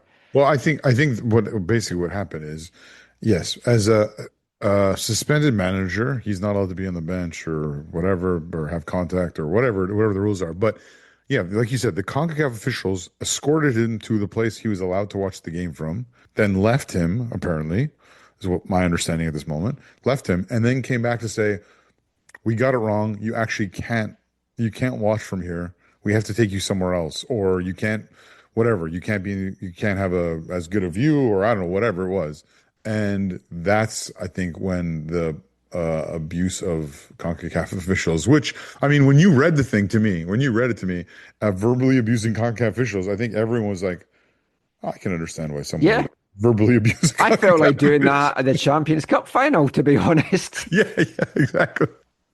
Um, so, but yeah, so Canada Soccer had until I think Friday to put in this is our evidence, so these are our reports or our eyewitness statements or whatever it is, and then supposedly, so CONCACAF has that, and supposedly on Monday, the 23rd, some kind of announcement will come out. But I mean, it honestly, from the outside, it sounds like a bit of a storm in a teacup, and it sounds like Jesse did say at the pre-match press conference on Saturday that the media's made a bigger deal of it than it is. But you also fear that will CONCACAF, like there's the different dynamics. You feel, will CONCACAF come down on hard to set an example? You feel like, at least I feel a little bit, is it like CONCACAF needs to maybe not come down super hard, but come down a little bit firm because it's like the confederation of the president, so it doesn't look like they're playing favorites? Or is it possible that, what comes out of this is, CONCACAF, yeah, we made a mistake. We put them in the wrong spot. Bad on us. And there's a statement from Jesse saying, I apologize for the tone in which I spoke to the CONCACAF officials based on this mistake. Like, And it might be a small fine or something. Yeah. As long as it's not more bans, I don't think we have to worry about points deductions. No. But when you think what they let Mexico get away with and the Mexican fans get away with, it's like, or whistles during a fucking match, which we'll come to very shortly. I mean, there wasn't many folk in that stadium. How can you not find a person that's blowing a whistle? But anyway. Yes. Which is what Luke and your countrymen kept on saying on the broadcast. Yeah. They're like, surely someone could go find this guy. Well, Jesse Marsch has been frustrated by a few things as well, like the travel. And like at the time of recording this on Sunday evening, we still don't know where Canada is going to be playing their quarterfinal matchup. We know where the US and Mexico are. We also don't know where they're playing the semi-final. That will be announced once all 8 teams qualify. It's a joke. It's obviously CONCACAF trying to put Mexico in the best spot possible. Yep. To make the most money. Yep. It's understandable in one sense, but if you're a fan that's wanting to travel, and not just Canadian, anyone, but any fan from any of the countries, you can't book your travel and your hotel ahead of time. Well, even Flo said to me, he's like, I kind of want to go to your Levi Stadium, the 49er Stadium, for the CONCACAF Gold Cup semifinal, if it works out with Bayern's schedule and other matches and whatever. But he's just like, I'm hoping it's going to be Canada, but when do I find out if it's Canada? And I was like, yeah, exactly. Well, that's what everyone's asking, is when are they going to announce this, and when is this going to be made like official and legit? And I mean, I've never known a tournament do this. No, it's ridiculous. It's not, like you said, it's an assault against fans. Yep. And it needs to be stopped. You need to just say, look, okay, we think Mexico is the top ranked team or whatever. We are going to put the winner of their group in the biggest stadium or the best location for traveling Mexican fans and go from there. And if they don't achieve that, that's on them. Yeah, but I think what CONCACAF's been worried about is like this Mexican squad is decimated because there's so many players at the Club World Cup. Yeah. And if Club America had beat LAFC, there'd be even more players at the Club World Cup. So I think they were concerned they might not be top, so we're going to keep this very vague. That's not the way to do it, though. No, it's almost like... we now know they're in Glendale in Arizona for their quarterfinal. It feels very almost like unprofessional. US are going to Minneapolis, Mexico are going to Glendale, and Canada, who knows which one of the two they're going to end up in. Is the US there? Is that like where the most of like the American parents are? Is that maybe? It's East Coast biased. If it's East Coast, I mean, you mentioned about Big Vic. He was interviewed before the Honduras game. I don't know if you. No, I don't know if I heard. Tell me what he said, because I've heard some things, but he was asked about Jesse Marsch's comments and criticism of CONCACAF, and Big Vic kind of bristled a little bit, and then said, "Well, I mean, Canada need to show and live up to their words that they're the best team and actually win this tournament now." Yeah, I mean that makes sense. He has to be like that. He won't be happy with this criticism coming from Jesse Marsch. And this does feel like an opportunity to kind of rap him on the knuckles for everything that he's been saying. Whitecaps players poisoned by CONCACAF. Yeah. Not even by the club, but by CONCACAF. But the thing for me, and again, having been in the stadium, what happened at the Nations League was farcical.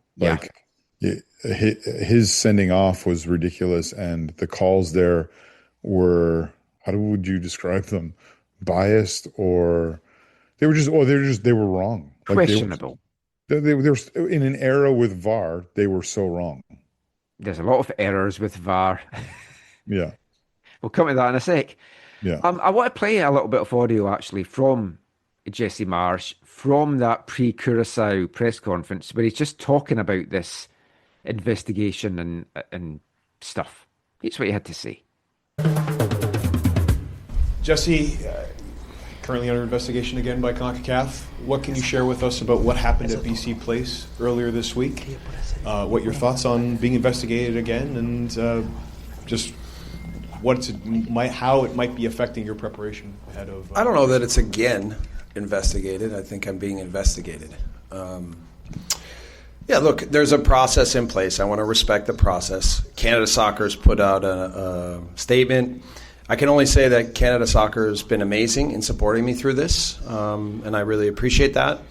And, I don't want to take away from the team right now and the ability for the team to be totally focused on the match tomorrow and on this tournament. And we've talked about it internally, and we know that that'll be the case. So, that's where we're focused. So let's keep the questions about football and mostly for Richie.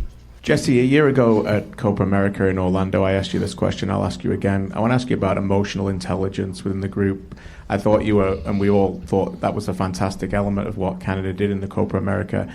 As a group now, where is that level? And have these recent news stories around this made you a little bit more worried about it affecting your players?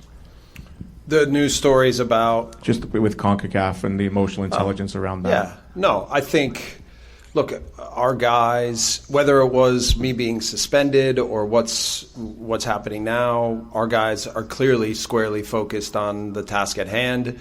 Training the entire time we've been together in the last 3 weeks has been outstanding. The performances have been very good. Obviously, we've had a lot of different players perform and be ready to go. Maybe you can ask Richie on how he feels about it, but I've been incredibly satisfied and happy with the overall attention to detail and the readiness to perform. I like the question went to Jesse Marsch. You're being investigated again. And he's like, I don't know about again. That was my second favourite bit from Jesse at the press conference. I take it you saw the stuff about the English media member that asked him a question about Plan B. Yeah. That is hilarious. So snip that audio as well. Here's what he had to say about that. Yeah. Hi. Yeah. For either of you, obviously the intensity of the press that you play is as impressive in the last game. Can you keep that up for 3 games? And what's the plan B? Because obviously Curacao will be a lot more physical probably. They've certainly got the athleticism to go. So what is there a plan B? What happens when you drop a goal behind because they exploit the gaps behind you? So you sound English? Yeah, I am English. That's plan B is a typical question from English people. As managers, we have plan A, plan B, plan C, plan D, all the way up to plan double Z. Okay, so by trying to simplify us as one thing, I think it's a little bit insulting to me and to the team, truly. I think that people have questioned whether they could press in the heat, whether we could play against the best teams in the world, whether we could be a good possession team, whether we could be good on set pieces, whether the resilience of the team is strong enough, how do we deal with difficulty. The more that people ask these kinds of questions, the more that I get motivated, and I think the team does too. So in all ways, I think this is a well-rounded group. We will call on the entire squad this Gold Cup. So far, even with the June friendlies, we've rotated a lot of players, and they'll all be ready to go. In the heat, we know from last summer that, managing ourselves physically and then also making sure that we have lots of players ready to contribute will be important to our success. And so we'll do the same, no doubt. We'll make some changes to the lineup for tomorrow, but we'll also put a team on the pitch that'll be fully ready to go. So Jesse Marsch obviously has an issue with English media from his time over with Leeds. He doesn't just have a plan A and a plan B. He's got a plan C, a D, all the way up to plan double Z. When Caitlin heard this, when I was editing it, she burst out laughing. She really found that funny. Yeah, I know. He's my warming towards Jesse Marsch continues, and yeah, well, maybe we'll talk a little more about that later. He'll take all the shit on board and try and take it away from the players, Yeah, but it can backfire if you get punished and you're not in the dugout. And we maybe saw that for the second game against Curacao on Saturday, a 1-1 draw. And this maybe isn't going to be a popular opinion. I feel Curacao deserved to win that. And in a little way, I was kind of happy that they got the equaliser because they deserved something from that game. it was so frustrating. It was a bizarre game, just from Like the whistles to the offside goals, the VAR reviews, non-penalties because of whistles, Yeah, possible handling outside of the box, because I was fast forwarding through and I hadn't seen it as it happened, and you mentioned it. When I watched it back, the ball hasn't crossed the line. He's kept the ball in the box. I don't think so. Outside the box. But for me, the ball is still right on the line. I disagree, but there weren't multiple angles shown of it. To me, it's very clear it's clear and obvious that the ball, his body and the ball are out of the box. See, to me, it's clear and obvious that his body is, but the ball isn't. That's why we needed other angles of it, which I'm sure they have. But I mean, since we're talking about those incidents as well, we also disagree on whether it should have been a penalty for the tackle on Tani late in the game. You think it was, I think it wasn't. I mean, it's a clear foul, in my opinion. And just because it's in the box, you don't say, "Oh no," or just because he got a shot off, you don't say gone and was way behind the goal when the tackle came in. So that's why I think it wasn't given. But that's the thing, though. It doesn't matter if the ball is gone and the guy, if you get taken out, it doesn't matter if the ball's there or not. Right? If I slide into you on the field and the ball's not there, it's still a foul. I mean, VAR clearly didn't think so. Yeah. But again, I think they're wrong. And we should have had my favorite Mexican female referee. She had one of the games tonight and was excellent again. It was the Mexico game she had. The one thing is the keeper with the hand, like carrying the ball out of the box, because it's a red card. I'm sure that's VAR reviewable. So I'm really disappointed they didn't have more angles of that so that we could have a definitive, perspective on that. Because I'm willing to technology as well, which totally. In a big continental tournament, that has to be like a must. Yeah, like even though you and I have different opinions on it, I would say I'm open to be being proven wrong. Oh, me too. Yeah, with better angles, but the two angles I saw it from, it looks to me like he's outside. He is definitely, and his feet are definitely outside the box. And by my judgment of where his hands are, the ball is also outside the box. I have no idea what he was even thinking. No, he even you can even tell he was just like, "Oh wait, what am I doing? Whoa, I got to go back." But the referee's back was to it. Yeah, I mean, the game itself, Canada started strong. Even Jesse Marsch said first 20 minutes Canada were good, and then they just fell out of it. And then they were the second best team in the second half, he feels as well. I get the reason for the 5 changes. I did not like the 5 changes. Well, I thought there would be mass changes for this because I thought he would look at it as the easier game. I kind of expected Promise David and Kyle Larn to get the start up top just to give Jonathan David a rest and Tani getting the start again. I mean, he deserved it, but I was surprised by that. Nathan Saliba got the goal on Tuesday, got a goal in this one as well, 9 minutes in. And when that went in, you're starting to think, here we go, it's going to be another floodgates open, it's going to be a goal fest. And then I don't know what happened to them after that. Now, the heat and humidity will have played into it. Oh, totally. The travel, the heat, the humidity, whatever, like those are legitimate factors. Because they only left match day -1 morning from Vancouver. Yeah, they stayed and trained on Wednesday. Thursday, left on Friday. Yes, yeah. It was so weird to me that like the number of changes and the type of changes, I don't know. I get some of it, but it was too much and too like both wingers. Okay. change. You keep the two up top. Okay, sure. Tanny did enough. David obviously did enough, in my opinion. Well, when Jaden But didn't get on against Honduras, I think it was obvious he was going to be the one that would start this one. yeah, but then they switched both wingers. Yeah. Like both Ali and Tejan came off.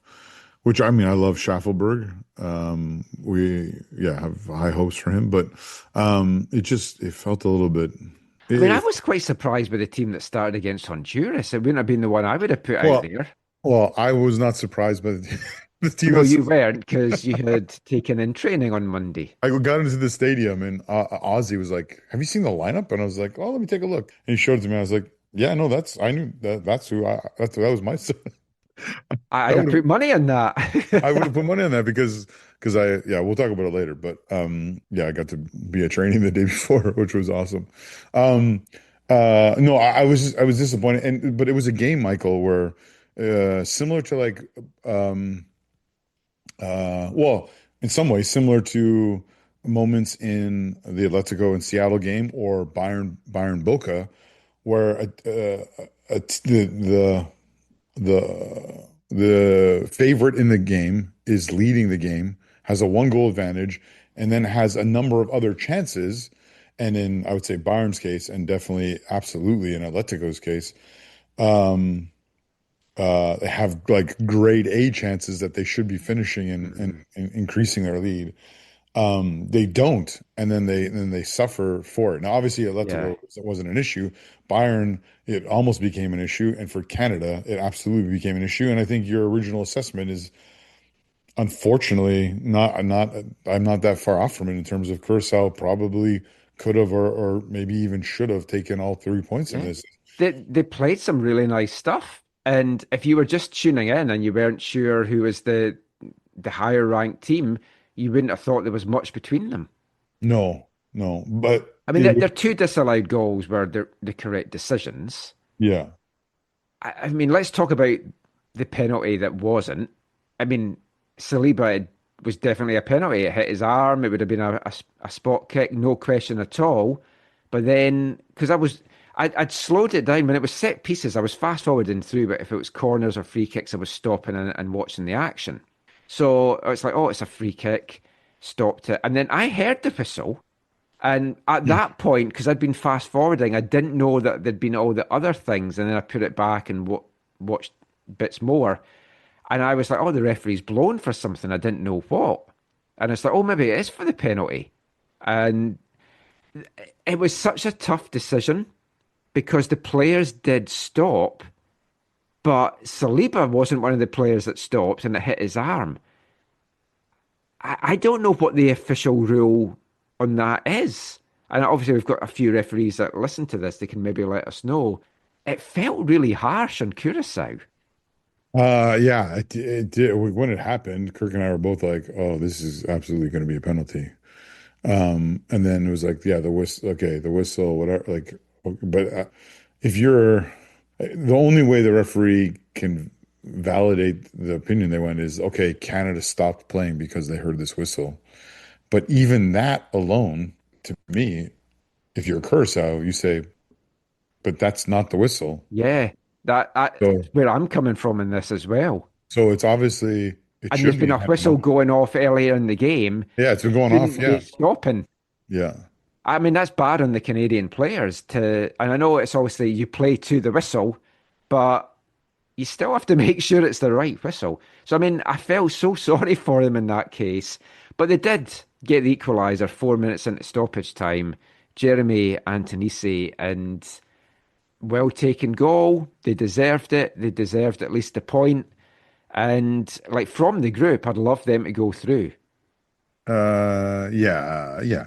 I mean, they're the most palatable of the other 3 teams, I think. I was going to say everyone would be happy to see Honduras not go through. Yeah. And then we were chatting. I didn't know Dick Advocat was their manager. Neither did I until I was watching the game and I was like, "Hey, Kirk, do you know the guy?" I think Kirk was like, "No, I don't know who that is." Glasgow Rangers legend. Well, Dutch legend. Yeah, wasn't he coaching? Was he coaching? Was he the coach for Holland in Doha? I think he might have been. Was he? He was coaching someone in Doha. Yeah. Anyways, yeah. But yeah, I mean, listening to Jesse Marsch did a chat with Christian Jack on Sunday in Christian Jack's kind of Gold Cup diary. And Marsch felt that being suspended maybe cost Canada a little bit because he feels, and he said, no disrespect to my technical team, but he said, I could have brought something different and injected something different into the game, into the players, and made some different decisions. Yeah, I mean, to me, I think you might have said this, but to me, it was mind-boggling that Promise David didn't come into that game, and it was crazy to me that Kyle Larin, not that Kyle Larin came in as opposed to David, but that he came in for Schaffelberg. Yeah. That was one of the most mind-numbing things I couldn't understand. And I love Mauro Biello, you know that. But I don't understand that switch. Like, you don't then have a natural left-sided player. I know Larin can play wide. He has. David could in a pinch. But it was just like you're trying to close out a game or get a winning goal or whatever, and you're the way things were changed, I don't think help the side at all. Yeah, I don't know, and we'll delve into this in a sec, but I don't know if the Ali injury derailed some plans. Well, it obviously did because it forced him to substitute, Yeah. right? Yeah. But I mean, Jesse said that the team passed the first test with flying colours, not the second one. And he's adamant they didn't underestimate Curacao, and he drilled that into the players that they had to be prepared that they were a good team. But he did feel that Curacao were the better team in the second half. And I mean, they're basically all but qualified because I think it takes El Salvador to score 5 goals or something to get through. So that's not going to happen. So they have qualified. Obviously, they want to qualify first. It should be an easy game against El Salvador, but they are fighting for their survival as well. So I mean, they'll be up with it. They'll have seen what Curaçao's done. The problem with that sentence, Michael, is it should have been an easy game against Curacao. Yeah. Well, I mean, they'll see what Curaçao did, and they drew with Curaçao and feel, oh, we can maybe get something from this. Yeah, it's a bit of a tricky one. They can't.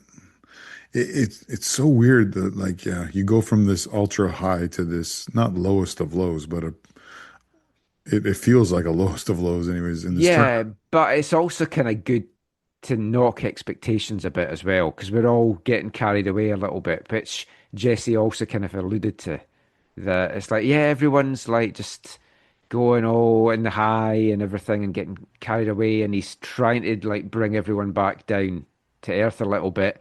This result did that. Yeah, which is in one sense good, but I think you still want to just keep on winning. And the heat's going to be a factor again on Tuesday. Because it's back in Houston. Yeah. Houston, where you can see the name in the stadium.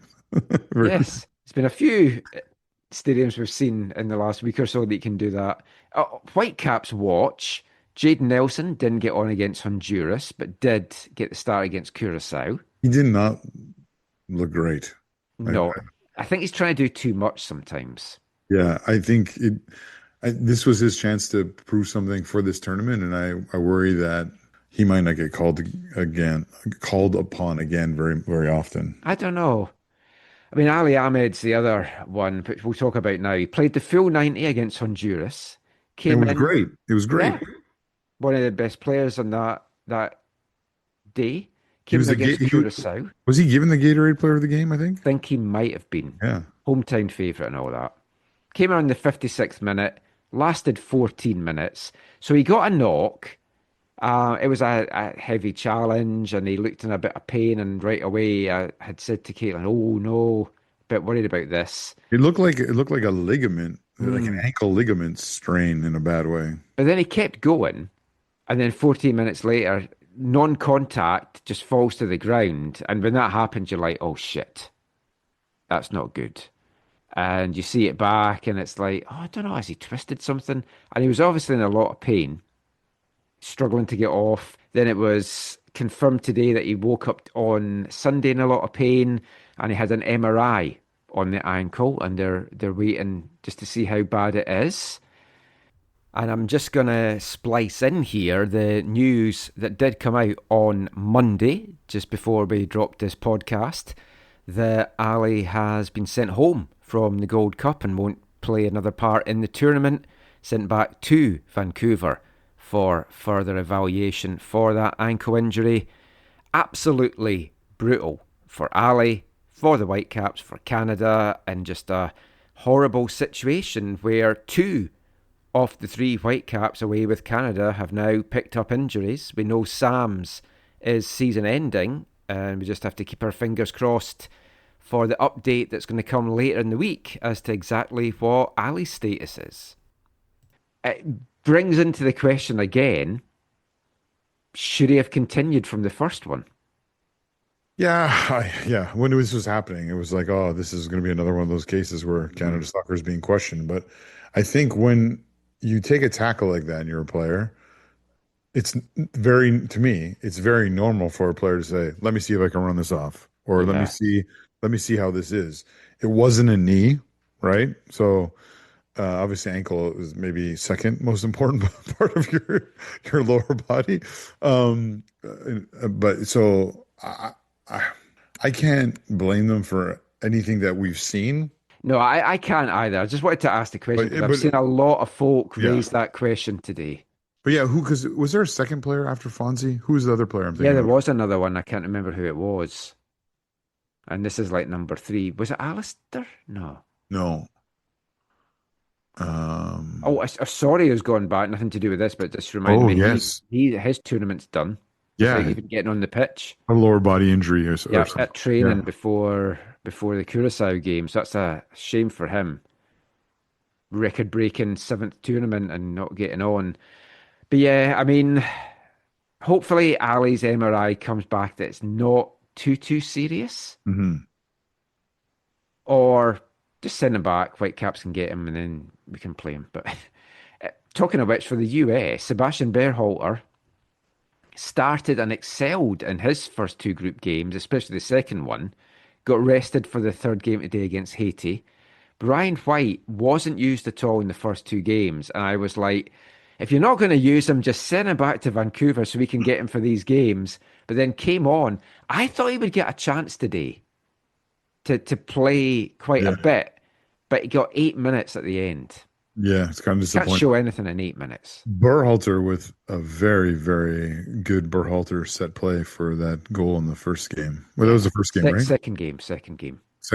Yeah. I'm getting them all confused now, but very, very, very, very nice. Yeah. So pleased for Seb, but it is annoying if you've got a player that's not getting used and you're missing him for big league games that's coming up. Yeah. Which we're going to touch upon Whitecaps in the next part. But we know Canada's pretty much through. We're just going to wait to find out, are they in Glendale or are they going to be in Minneapolis? I've taken it these are double header games then, because that's why it's not you're going to have 2 different tickets and the fans are going to come in and go out. No, that's not happening. Because we had the El Salvador fans there for the Curacao game, and I'm pretty sure it was them that were blowing the whistle. Oh, yeah, that would make sense, them wanting to mess things up. Yeah. Because why would a Curacao fan be blowing it and cost his team a penalty? Yeah. And obviously a Canadian. Yeah. Well, Canadians just wouldn't do that in general, I don't think. But it can definitely help El Salvador if you blow a whistle at a key moment. Yeah. And you could, what few Canadian fans were there, you could hear them clearly on the broadcast. Yes. It's just so stupid. Like US having these games, there's no fans there, and that's for another time. I think what you said. I think what you said on the thing about send this to Costa Rica or send this to somewhere. Yeah, I agree that it's going to grow it more. The economics don't make sense for CONCACAF, but I think you're right for the betterment of the game. Playing all those little stadiums in Costa Rica, for example, I think would be great for this. Talking last thing on CONCACAF, I don't know if you saw this announcement. CONCACAF are going to have a tournament for the teams that don't make it into World Cup qualifying. And teams can opt out of it if they don't want to play or if they want extra games, they can take part in this new tournament they're coming up with. Sorry, is that for this coming World Cup? Yeah. Does that mean is this something that Canada, Mexico, and US are going to play in? No, because we are in the World Cup. It's for the teams like Dominican Republic that are now looking to build on what's been a good tournament, but they're not in the final stage of qualifying. Wouldn't that be a potential? I guess Mexico, U.S. and Canada don't really need CONCACAF opposition. They need opposition from them around. playing the likes of Aruba is not going to help them get prepared for this. Sorry. But that is it for the international chat. We're going to turn our attention to the domestic game for the final part, because the Whitecaps are back in action on Wednesday, and it's a top-of-the-table clash, first v second, as San Diego come to town. And we'll be back with that after this episode's Britpop song. Hi, I'm Ali Ahmed. You're listening to the AFTN Soccer Show.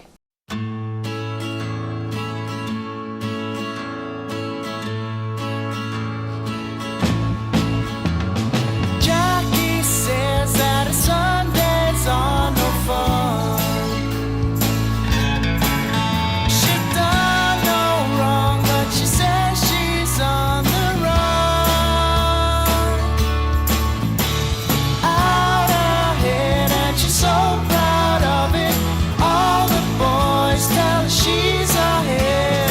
Loves tight clothes that don't quite fit. It's everything she's revealing. All the scenes she's been stealing. She got no head and meaning.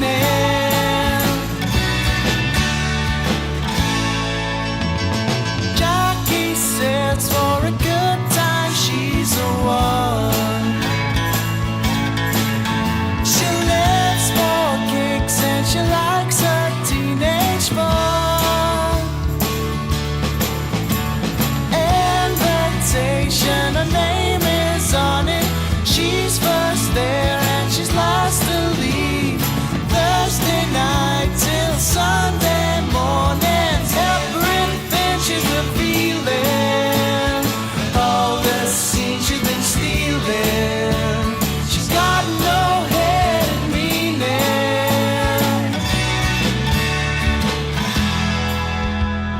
Jackie's saying she's been playing hard again, waiting for the last train standing in the rain. Jackie's saying she's been racing hard again. Welcome back to the AFTN Soccer Show on CITR Radio 101.9 FM. And kicking off this part, it's this episode's Britpop song, as we continue to pay tribute to 30 years of Britpop. And we've gone to Scotland for this episode's song, a band from Greenock, just outside of Glasgow, called Whiteout. That was the band's sixth single, released on June 12th, 1995. It's called Jackie's Racing, and it featured on the band's debut album that came out 30 years ago this week on June 19th. And Whiteout were a very much hyped band at the time, after being signed by the Stone Roses label Silvertone. They went on to co-headline a tour with Oasis. That's how big they were when Oasis were just starting. They supported the likes of Pulp, Charlatans, many other bands as well. But they split in 1999 after just 2 albums, didn't really hit the dizzy heights that the hype suggested that they would do. That single there, Jackie's Racing, the band's 6th single overall, one of their better songs, and it does feature, as I mentioned, on their debut album, Bite It, which you can find in all the usual places. But we're going to continue the football chat now, and we're going to talk Whitecaps in this part. The Whitecaps back in action, back on the pitch this coming Wednesday, June 25th, in a match that is a top-of-the-table clash in the Western Conference. First-placed Whitecaps taking on second-place San Diego, just as everyone thought it would be when we saw this schedule come out at the start of the year. We knew this was going to be the top two battling it out come the end of June. For the Whitecaps, this will be the first game for the second half of their MLS season. The loss against Columbus a couple of weeks ago brought to an end a very successful first half of 2025.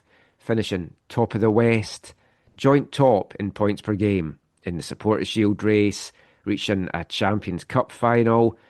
Everything pretty much going well for the Whitecaps. A few downsides on the way. Obviously, that cup final itself, Ryan Gall's continued injury. We've got Samara Kugbe and Ali Ahmed's injuries now as well.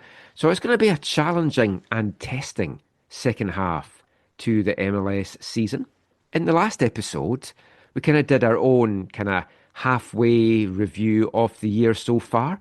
We're going to be sitting down with head coach Jesper Sonson soon as well, just to kind of get his take on everything. But I headed along to training on Monday, wanted to get some views of the players and what they've thought of the year so far. And one of the standout performers is rookie draft pick Tate Johnson, who's really been thrust into action in this first half of the campaign. The 19-year-old has come in, made 13 appearances for the first team, 9 of them starts. He's got 1 goal, 1 assist, playing a lot of minutes. And with Samara Kudbe's injury, it's great that we have him. We mentioned that in the last show.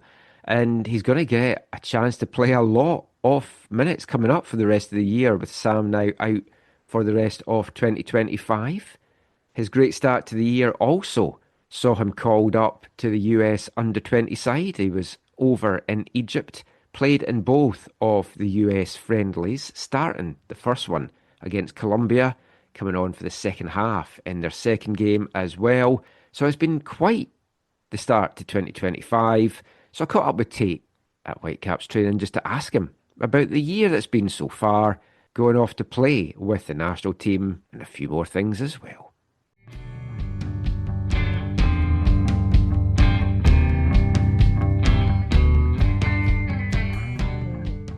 So, I mean, Tate, this has been quite the first half of the season for the club, for you personally. How do you look back at the first 6 months of 2025? Yeah, obviously it's been awesome. I've been really enjoying it, and yeah, it's been something that I'm really happy about and proud of, and just continuing to finish off the rest of the season strong. We'll talk about Whitecaps in a sec, but I want to talk about you being away with the US. So it was your first time being involved with a US national team. Very exotic place to go, heading over to Cairo. I know you did some sightseeing. I mean, how did you find that whole camp? I know you went there for fun, but it's like just the whole experience. Right. I thought it was pretty cool when I heard we're going to Egypt, just because it's not a place that you'd typically go. So it was cool. It was my first time in Africa, so I was excited to be there, and it was definitely hot, but we enjoyed it, and it's a great group of guys, a lot of talent there, so I had a good time. Yeah, I did a day trip to Cairo. We went to Cyprus on holiday, and you could do a day trip to Cairo, so we did the pyramids and Sphinx and all that stuff. When you see it, it's such an amazing experience. Yeah, it's pretty unbelievable. Yeah. It's something I really never thought I'd see. So to be able to be there in person, we got to see the pyramids, the Sphinx, ride some camels. So it was an awesome experience, and we had a great group, so it was really fun. With the form that you've had this year, did you think this could be on the horizon for you? Obviously, there's a home Olympics coming up as well, and you'd be eligible for that squad. Is that in your mind? Yeah, obviously coming into the year, that was a goal of mine. Obviously, to be able to represent your country is a huge accomplishment of mine, and with the World Cup later this year, something I try not to focus too much on, but definitely something that's in the back of my mind. And it was an honor to represent my country, and I was really happy to be able to be called up. Talking Whitecaps now, big game coming up on Wednesday. It's first v second. I think when everyone looked at the schedule, I'm not sure many folk would have looked at this fixture and thought, there's the battle for the top of the West. Has it surprised you how well both you and San Diego have been this year? No, I don't think so. We obviously it's going to be a great match. They're a strong team, so we're going to have to continue to game plan, and we'll give it everything in a big game Wednesday. For you yourself, I mean, I won't pry too much into what your personal hopes and goals were for the season, but did you think you would have had as much playing time as you've had? And now, obviously, with Sam's injury, there's a chance you're going to get a lot more playing time as well. Yeah, I just control what I can control. Obviously, just working hard every day in training, so trying to be ready when my opportunity is called. I just try to focus on what I can control and hopefully get as much playing time as possible. When we did our kind of half-year review on our show, and it's like we're trying to pick the game of the season, and it's really hard because already just halfway through, there's a game in Portland that started the season. It was amazing. There's all the CONCACAF Champions Cup games, under-strength squad beating Seattle. What are the standout moments or the standout games for you from the first half? Yeah, I think we've had a lot of big games already in the season, which is awesome to say only halfway through. I mean, it's hard to pinpoint one with how many great games we've had and big tournament games. But yeah, obviously we'll look to continue our form for the second half of the season and looking to keep continuing to get wins. When we last spoke, we spoke about you being in a foreign country for the first time, living, playing. Have you got more used to the Canadian ways yet? Yeah, I mean, you could say so. Yeah, I'm enjoying it. It's great, and I love it here in Vancouver. So. Yeah, it's nice. I'm hoping summer weather's coming around soon. Obviously, it's been a little bit cloudy, but I hear July is a perfect month here, so we'll see about that. Yeah, too hot for me. Like this is perfect to me. Yeah. But probably not for you. Yeah. I mean, like when you were growing up, did you support an MLS team? Was there anyone that you particularly followed? When I was born, my dad was the assistant with Real Salt Lake, so I grew up in Utah. I lived there I lived there for 4 or 5 years when he was the assistant. So from a little age, I was a Real Salt Lake fan. So yeah, I guess that. I was talking to Jem and she mentioned you got up at 4 a.m. to watch the Whitecaps game. I mean, that's keen. Yeah. No, I had to get up and support the boys. But yeah, I woke up at 4, watched it, and then went back to bed for a couple hours before we had breakfast. So yeah. Do you feel this break has kind of come at the right time for the team? Get rejuvenated, get some of the energy back? Yeah, I think it was nice to get a couple days off. Obviously, we're looking forward to the game on Wednesday and making sure that we'll be ready to go. And we've had a couple good days of training, hard days back in. So yeah, I think we'll be ready to go for Wednesday. And did you get away anywhere yourself? Yeah, I went back to Indiana. I lived there for like 9 years, so we have a lot of friends and family there. So spent a couple of days there just hanging out. So it was nice. Cool.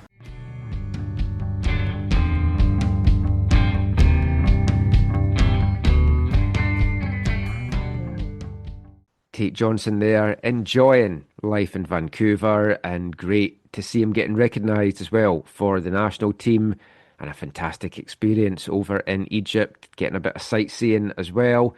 And he is going to be one of the key players now going down the stretch. We've got him that can play on the left-hand side.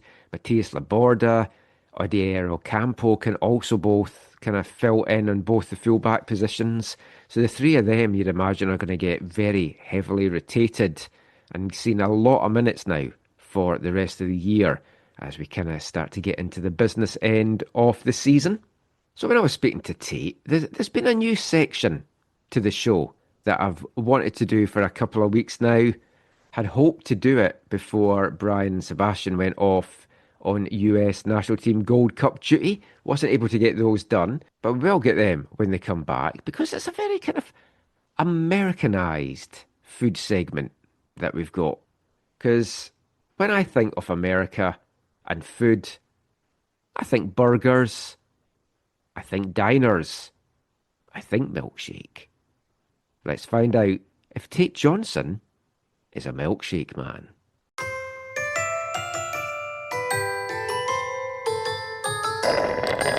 Come and take a sip from my special cup. I heard that you could use a little pick-me-up. What can get you high when you're oh so sad? It's the milk from the milkshake man. Well, I got chocolate, vanilla, and lactose free. And a caramel banana that you have got to see. We're doing a new section on the show, so you're the guinea pig for this. When I think of America, I think of like 50s diners and milkshakes and stuff like that. When you were growing up as a kid, was that something that you had a lot of or went to a lot of? Or is that just kind of a European view of America? Yeah, that might be more of a view or a stereotype. I don't think so. I wouldn't say so, no. So like you're not a big milkshake fan?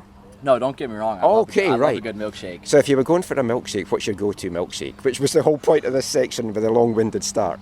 To be honest, I'm more of a candy guy than a chocolate guy, but when it comes to milkshakes, I love a chocolate milkshake. Yeah, I love a chocolate milkshake. So there's an American-style diner on West 4th called Sophie's Cosmic Cafe, and they do absolutely fantastic milkshakes, so I'd highly recommend you check that out if you like a good milkshake. Maybe I'll have to try that out sometime.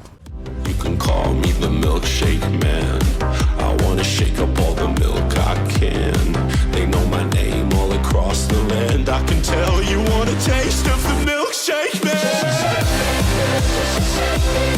I can tell you want a taste of the milkshake man. You can't go too wrong with a good chocolate milkshake. I'm more banana or strawberry, I've got to say. Let me know if you do enjoy a good milkshake and what your favourite flavours are. Once again, a food segment inspired by a song. As soon as I heard that song, I was like, yep, that's becoming a food segment on the show. But back to the football side of things now. And as mentioned, the Whitecaps have this huge game coming up at BC Place on Wednesday. San Diego coming to town, and the expansion side themselves have had a tremendous start to the year, coming in to MLS and kind of doing what St. Louis did a couple of years ago and showing that even though you're an expansion side, you can come in and compete. They're currently sitting second in the West, 2 points behind the Whitecaps. Whitecaps do have a game in hand over San Diego. What that means, of course, though, is if San Diego can come to BC Place on Wednesday against what has to be noted is still a depleted Whitecaps side with 5 players away on international duty, 2 of them now injured. So it's not going to be easy against one of the informed teams in MLS West. San Diego have scored the most goals in MLS West, 33, 2 more than the Whitecaps. They're the 4th highest scorers in all of MLS. Miami lead the way on 36 goals, Chicago 35, Philadelphia on 34, and then San Diego on 33. They've got the second best defensive record in the West, 20 goals conceded compared to the Whitecaps' 14. They're going to be a hard side to beat. They haven't been fantastic, though, it has to be said, on the road. 8 games played so far, 4 wins, 4 defeats, no draws. So it'll be interesting to see what they bring to BC Place on Wednesday. One thing that we know that they are going to bring is one of the most informed strikers in MLS this year. The Dane, Anders Dreyer, designated player, came in from Anderlecht and has been absolutely lighting it up in MLS so far this year. 8 goals and 9 assists in 18 matches. 17 goal contributions in 18 games. It's almost 1 a game. So he's definitely going to be the man to watch. Of course, being a Dane, head coach of the Whitecaps, Jesper Sorensen, we'll know a lot about him. So let's just hear a little bit from training on Monday from Jesper Sorensen and Ranko Veselinovic about the threat that San Diego pose and what they're expecting from Wednesday's game.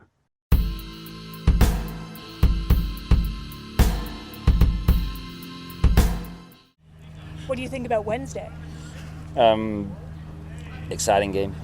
A good team we're up against. We've seen them play all season, and they've been doing very well. I think, not surprisingly for me, because I know, how they wanted to approach the game, and they're very clear in what they want and how they do it. And I also know a couple of the players. They come from Denmark, so that's actually one of the teams I knew maybe better than most others on beforehand what they would do, but not, of course, how they would be able to execute it this early. I think they've been very, very good. I want to see if you'd been talking to Anya, trying to get intel off of Anya. Lots. No, of course not.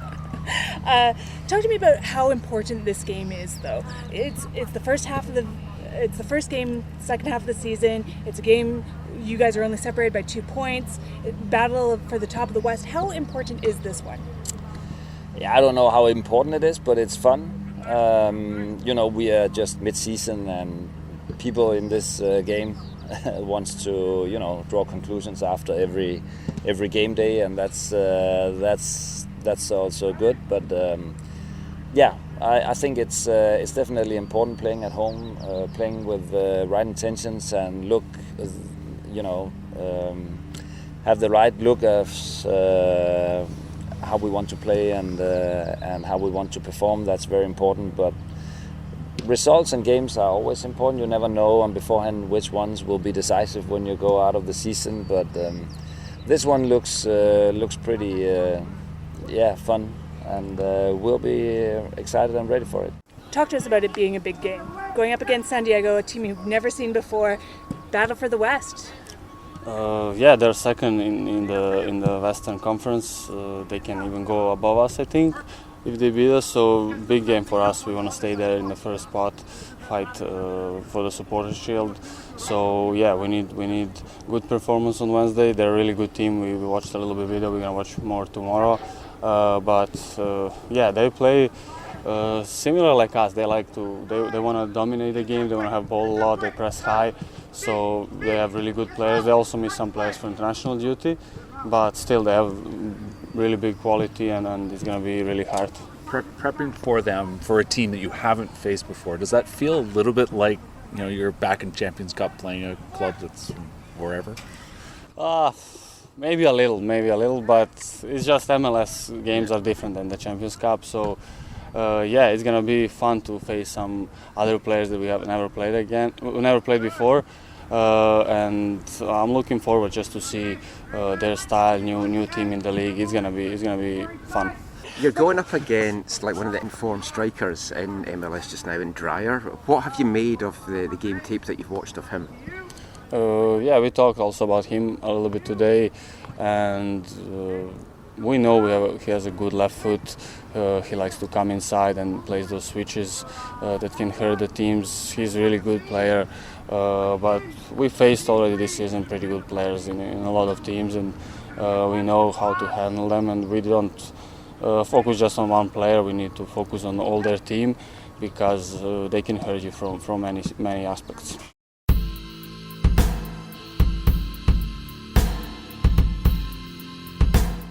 Jesper Sorensen and Ranko Veselinovic there, just talking about the upcoming game with San Diego. And for Ranko, he's been wearing the captain's armband this year with Ryan Gauld out of the team. So I also got a chance to ask Ranko just what he's made of the start to the season so far, and how the team can push on now as they get set for the second half of the 2025 MLS campaign.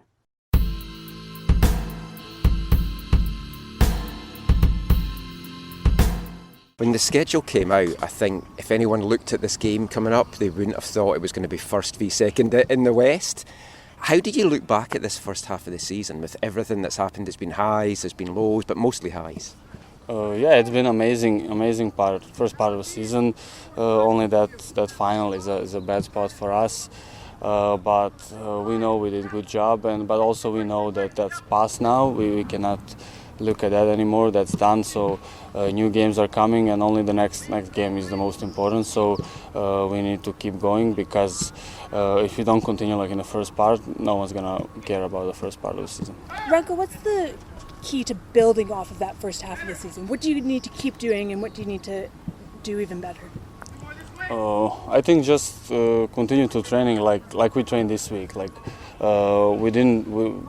Previous weeks we didn't have so much time to train, and we were a little bit gassed, with everything happening around. So it's good to be back in training fully, with a good intensity, players competing in training every day, and it's just that's been the key for us in the first part of the season. Just projecting that training into the games, and it's been good for us even when we didn't play our best football. We found a way because of that intensity and that never giving up, scoring late goals. So we need that in the second part of the season too.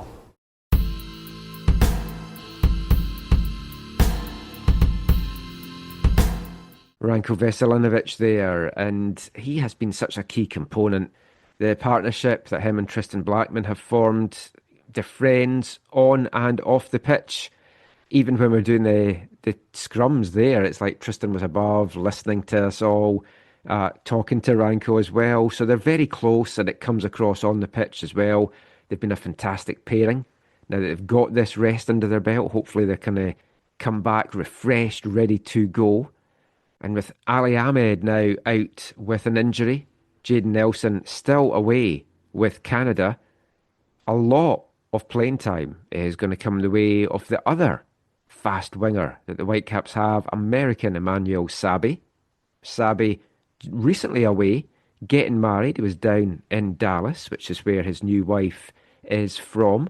So I want to bring you some audio from training, just to round off the Whitecaps chat from Emmanuel Sabbi, who was glad to be back in fine form and looking forward to the second half of the season.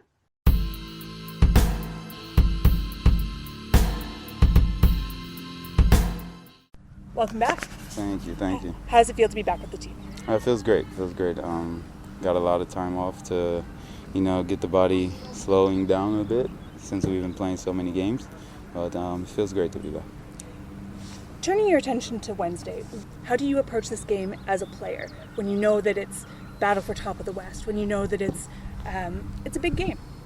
We're just coming in to do what we've been doing.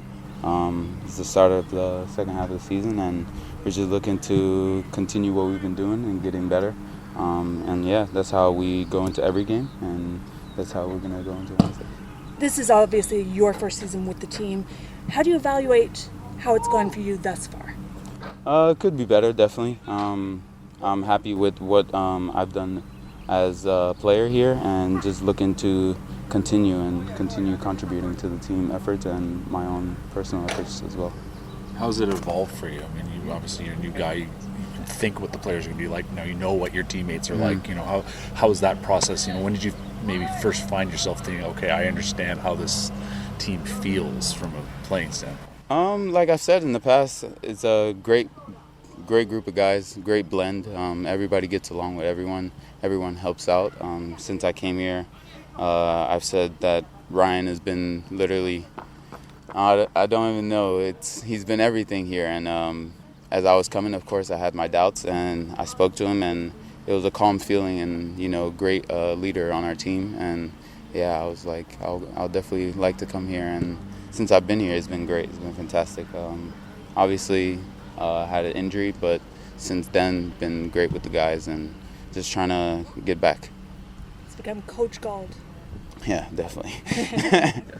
But he's a great guy, and it's unfortunate that we haven't played together yet. But I pray and hope that he's coming back quickly, and With Jaden and Ali being away, you're probably going to get a bigger run in the team now and more games. You're looking forward to the chance to kind of just show Jesper, look, I should be a starter every week as well.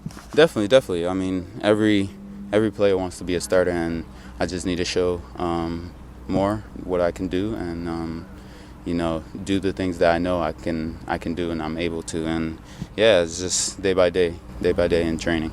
How big has this break been for exactly that? Like, you guys played so many games, you're playing so much. Obviously, we know what happened in Mexico, but like having a few days off to reset yourself, how much is that going to be? Yeah, definitely, it was big. I think it was perfect timing, obviously, with all the Mexico thing that happened, and getting sick and having to play that weekend that we came back, and it's been wild for us, but I think it was good to let the body rest and let the mind rest as well, and get back to it now, and we all feel fresh and ready. When you look at this first half of the season, we were talking about the games of the season so far, and there's so many to pick from. Whether it's Portland, whether it's the CONCACAF Champions Cup run, whether it's the Seattle game under strength. What are the big standout games for you? Definitely in Mexico against Pumas was definitely a statement that we made, and definitely in the league, of course, we've had a couple games where we've been very dominant, and we just look to continue those types of performances and games, and I think we definitely have the ability to. It's just about doing it in the game, When you look at the Seattle game in particular, and then you look at how Seattle's played in the Club World Cup, and they've been very competitive against top teams, does that just give this group more belief of we are a top team now? Definitely. I think obviously there's talk about it, but we're all grounded here, and we all dive into what the coach has in store for us, and we're all little little mellow-headed, and we know where we are, and we're trying to just perform every day and show that we are the best, and you just have to show it on the pitch after that. It definitely feels like this is a group that doesn't have egos in it. Definitely. I think, like I said, all of us are very good friends. We hang out off the pitch, on the pitch, a little bit too much, in my opinion. But it definitely helps. Now that you're married, you don't get out. It definitely helps being on the pitch, knowing that you have your brother aside and next to you, and even on the bench. We're not players that want each other's downfalls. We're really happy for each other's success, and we just try to contribute every way possible. How does Jeevan's success stand out to you? That's my roommate, by the way. Is he? Yeah, he's my roommate. He's a great kid. I call him a kid because his age, he's but, but he's very mature for his age. He knows what to do on the pitch. He's just trying to get better every day in training. When he's not playing, when he is playing, he's just trying to show. And it's very calming to have a kid like that that's so mature. And he's a great player, great person. You can only say good things about him. Were you like that at 19? I wasn't so mature. But, What's he like as a roommate?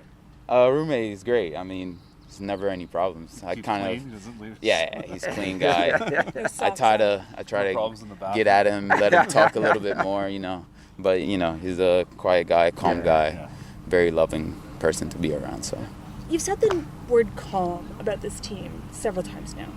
It seems unique how calm this team is. Whether it's in training, there's intensity. Yeah, but definitely. It's never frenetic. It's never harried. Yeah. How unique is that? It's very unique. I feel like this is the first team I've been on where everyone seems at the same level mentally, And of course, we all have our personal goals, but we never let that affect the team's effort, And all of us go 100 for each other. It's very unique. How much does that calmness come from Jesper? Because he's quite a laid-back guy. He's definitely a laid-back guy. He's a great coach, great guy. He shows himself to everyone. Everyone loves him here, and we just try to continue to be better every day with him.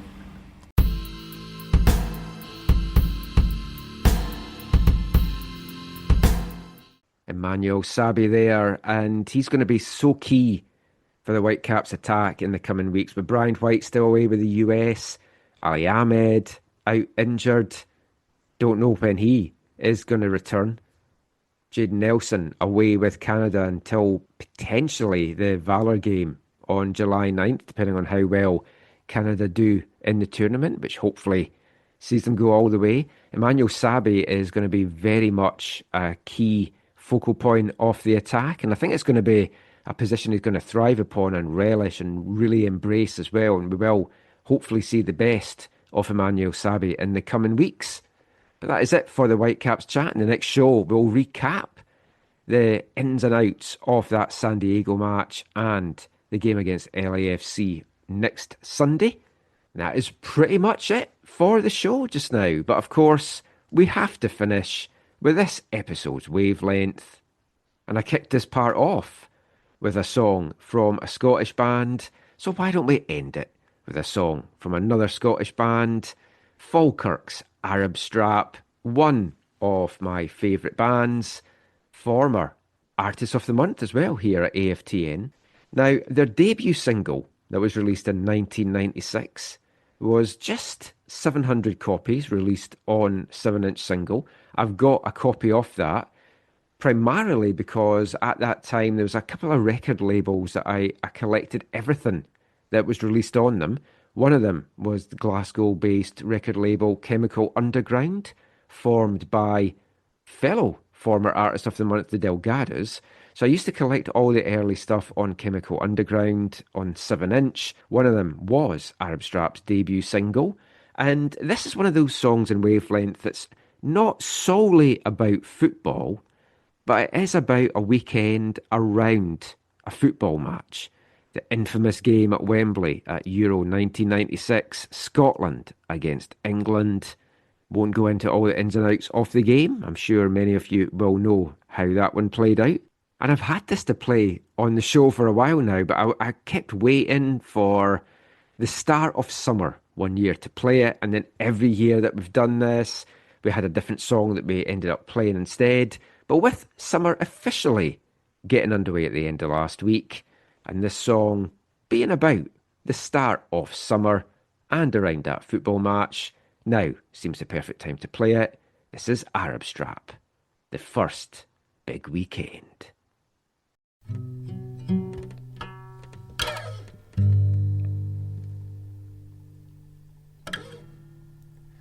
So that was the first big weekend of the summer. Starts Thursday as usual with a canteen quiz, and again no one wins a big cash prize. Later I do my sound bloke routine by approaching Gina's new boyfriend to say that he shouldn't feel there's any animosity between us, and then I even go and make peace with her. Shouldn't have bothered. Then on Friday night we went through to the Archies.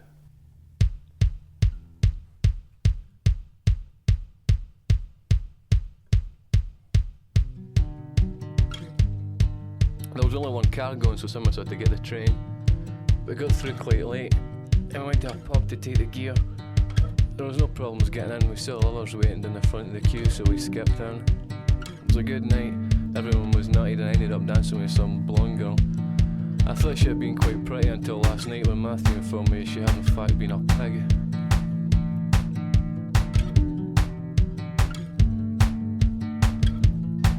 When the club finished, we wandered the streets for a while until we got to this 24-hour cafe. I didn't like look at it, so we left and got a taxi back to Morag's flat. I couldn't sleep, so I sat about drinking someone else's strawberry tonic wine and tried to keep everyone else up.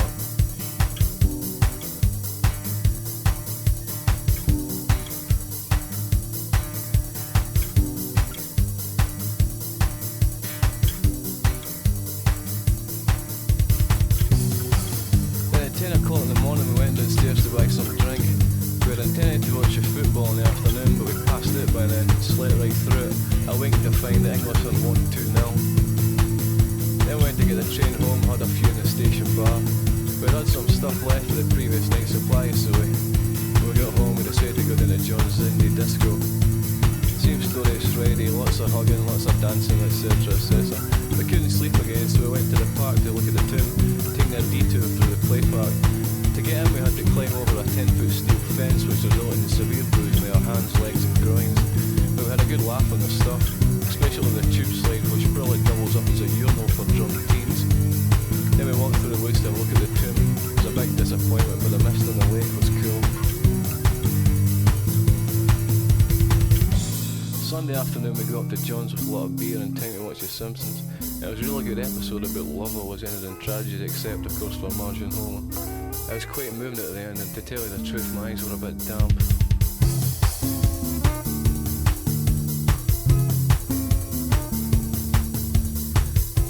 Then we watched these young girls in swimsuits have a water fight in the street. Keeping this in.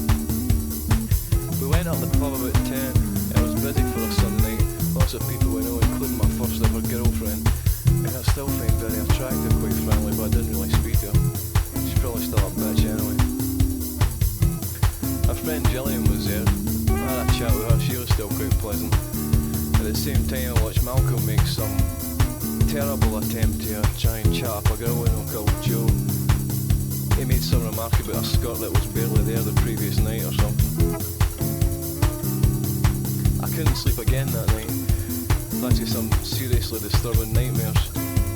Matthew said I should cut down on the cheese. Waiting for the weekend, it lasted forever. Get high with my friends, it's officially summer. Waiting for the weekend, it lasted forever. Get high with my friends, it's officially summer. Waiting for the weekend, it lasted forever. Get high with our friends, it's officially summer. Waiting for the weekend, it lasted forever. Get high with our friends, it's officially summer. I got some sleep eventually on Monday afternoon. It was a beautiful day. And later that evening, Malcolm introduced me to a pair of American 179 a litre, 8.2%. Judith and Laura came round later, and we sat in my back garden and drank. Then Matthew came round and we went up the town.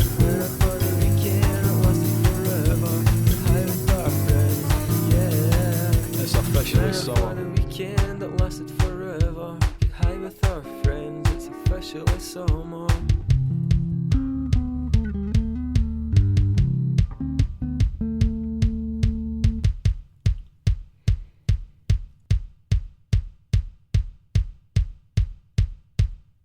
Arab Strap there from Falkirk in Scotland, the first big weekend.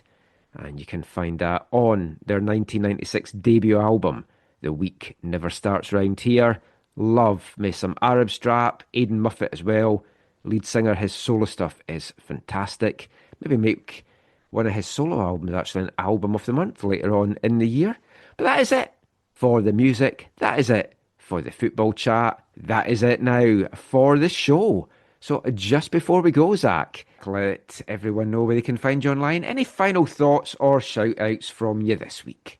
Yeah, no, at Zachary M on X and Blue Sky and Zachary Adam Eisenheimer on Instagram. And yeah, no, it was good to see so many people at the Canada game. People from the island and people locally I haven't seen in a while. It was really, really nice. Good to see. It was nice to see some staffers from BC Place who I didn't see at the Saprissa game earlier this year. So Karen, I know that name has a negative connotation in culture right now. I know Karen though. Yeah, Karen is great. Karen was our steward over in 203, 204 or whatever it was at BC Place for years and years and years, and was so good to us. And it's just so helpful to have someone who you had a relationship with, who knew what you were about, who was supportive and was able to troubleshoot things that would arise. So I got to see her, and she's like, yeah, she's staying on for one more year because she really wants to work the World Cup, and hopefully actually go to a game not working. So it was nice to see her. And then, yeah, so many people, like I said, Jeff Wallace was over from the island, and I'm going to see him this weekend because we're going to be over on the island for the derby, which will be fun. Oh, of course. Yeah. So this week is another footballing week because Kirk and I are going to. Kirk is now done high school or done high school for the year. Sorry, he's got one more year of high school. But oh yeah, that's this Friday, isn't it? Yeah. So we're going. Yeah, because I toyed with going over, but I forgot I'm going to see the Pixies on Thursday and Friday night. Oh, they're playing two different sets and the 2 different nights. So we're going. Oh, I just saw them on. They were just on one of the late night shows. The Pixies. Anyways, Kirk and I are going to Seattle on Monday, Wednesday, like just for the day. And then, yeah, we're doing Friday, Saturday on the island. So nice. Three more games this week, kind of like 3 last week. It's kind of a great footballing week. So shout out to everyone. Thanks to everyone who was singing at the Canada game. It was, there's some, not growing pains, I think some learning things from that for all parties, for CONCACAF people, the CSA, and the Voyageurs. I think there's things to learn from how things were handled at BC Place. Communication and timelines and stuff.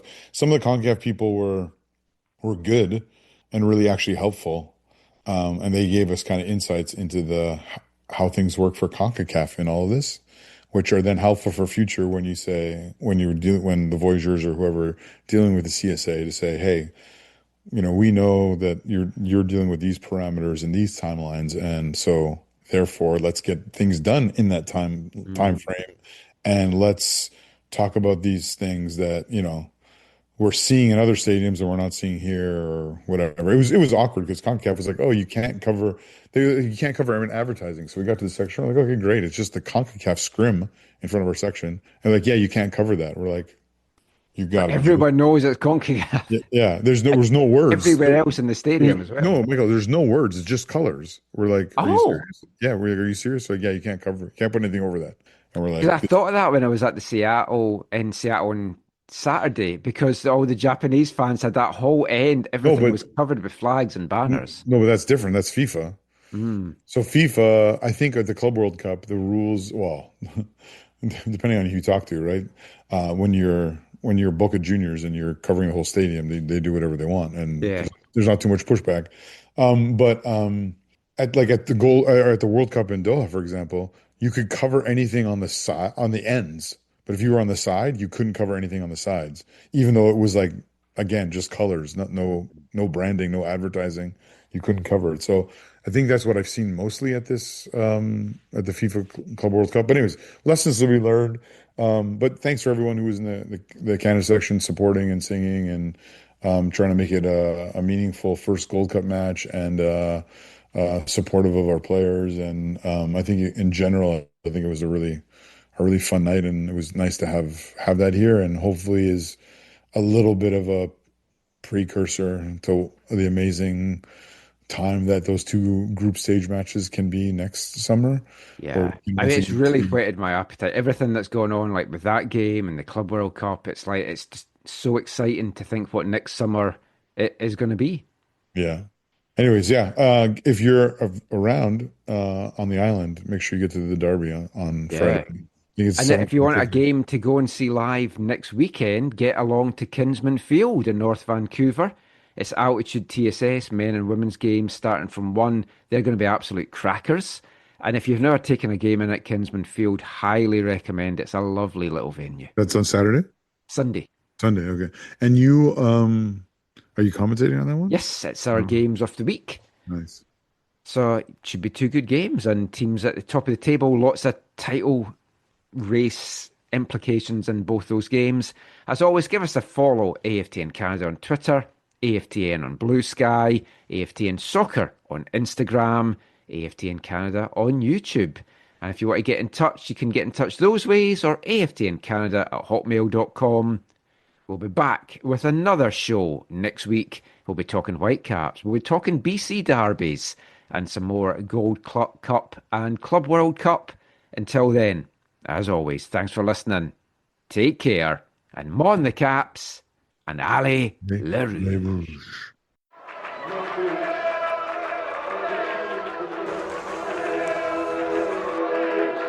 Going to your first match is an experience you never forget. The atmosphere of what's going on around the pitch looks beautiful, and you always look and go, wow, I'd love to play here one day. If you get the bug, it's going to stay with you for life.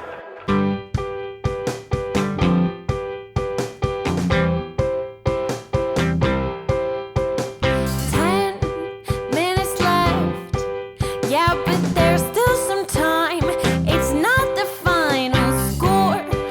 We need more than the numbers we're given. Show us you live and breathe the game. You're more than a name. That's what we came for. We can bring you more than the score. Every story. Let's take this thing off of the field into the real world, away from the numbers, away from the numbers.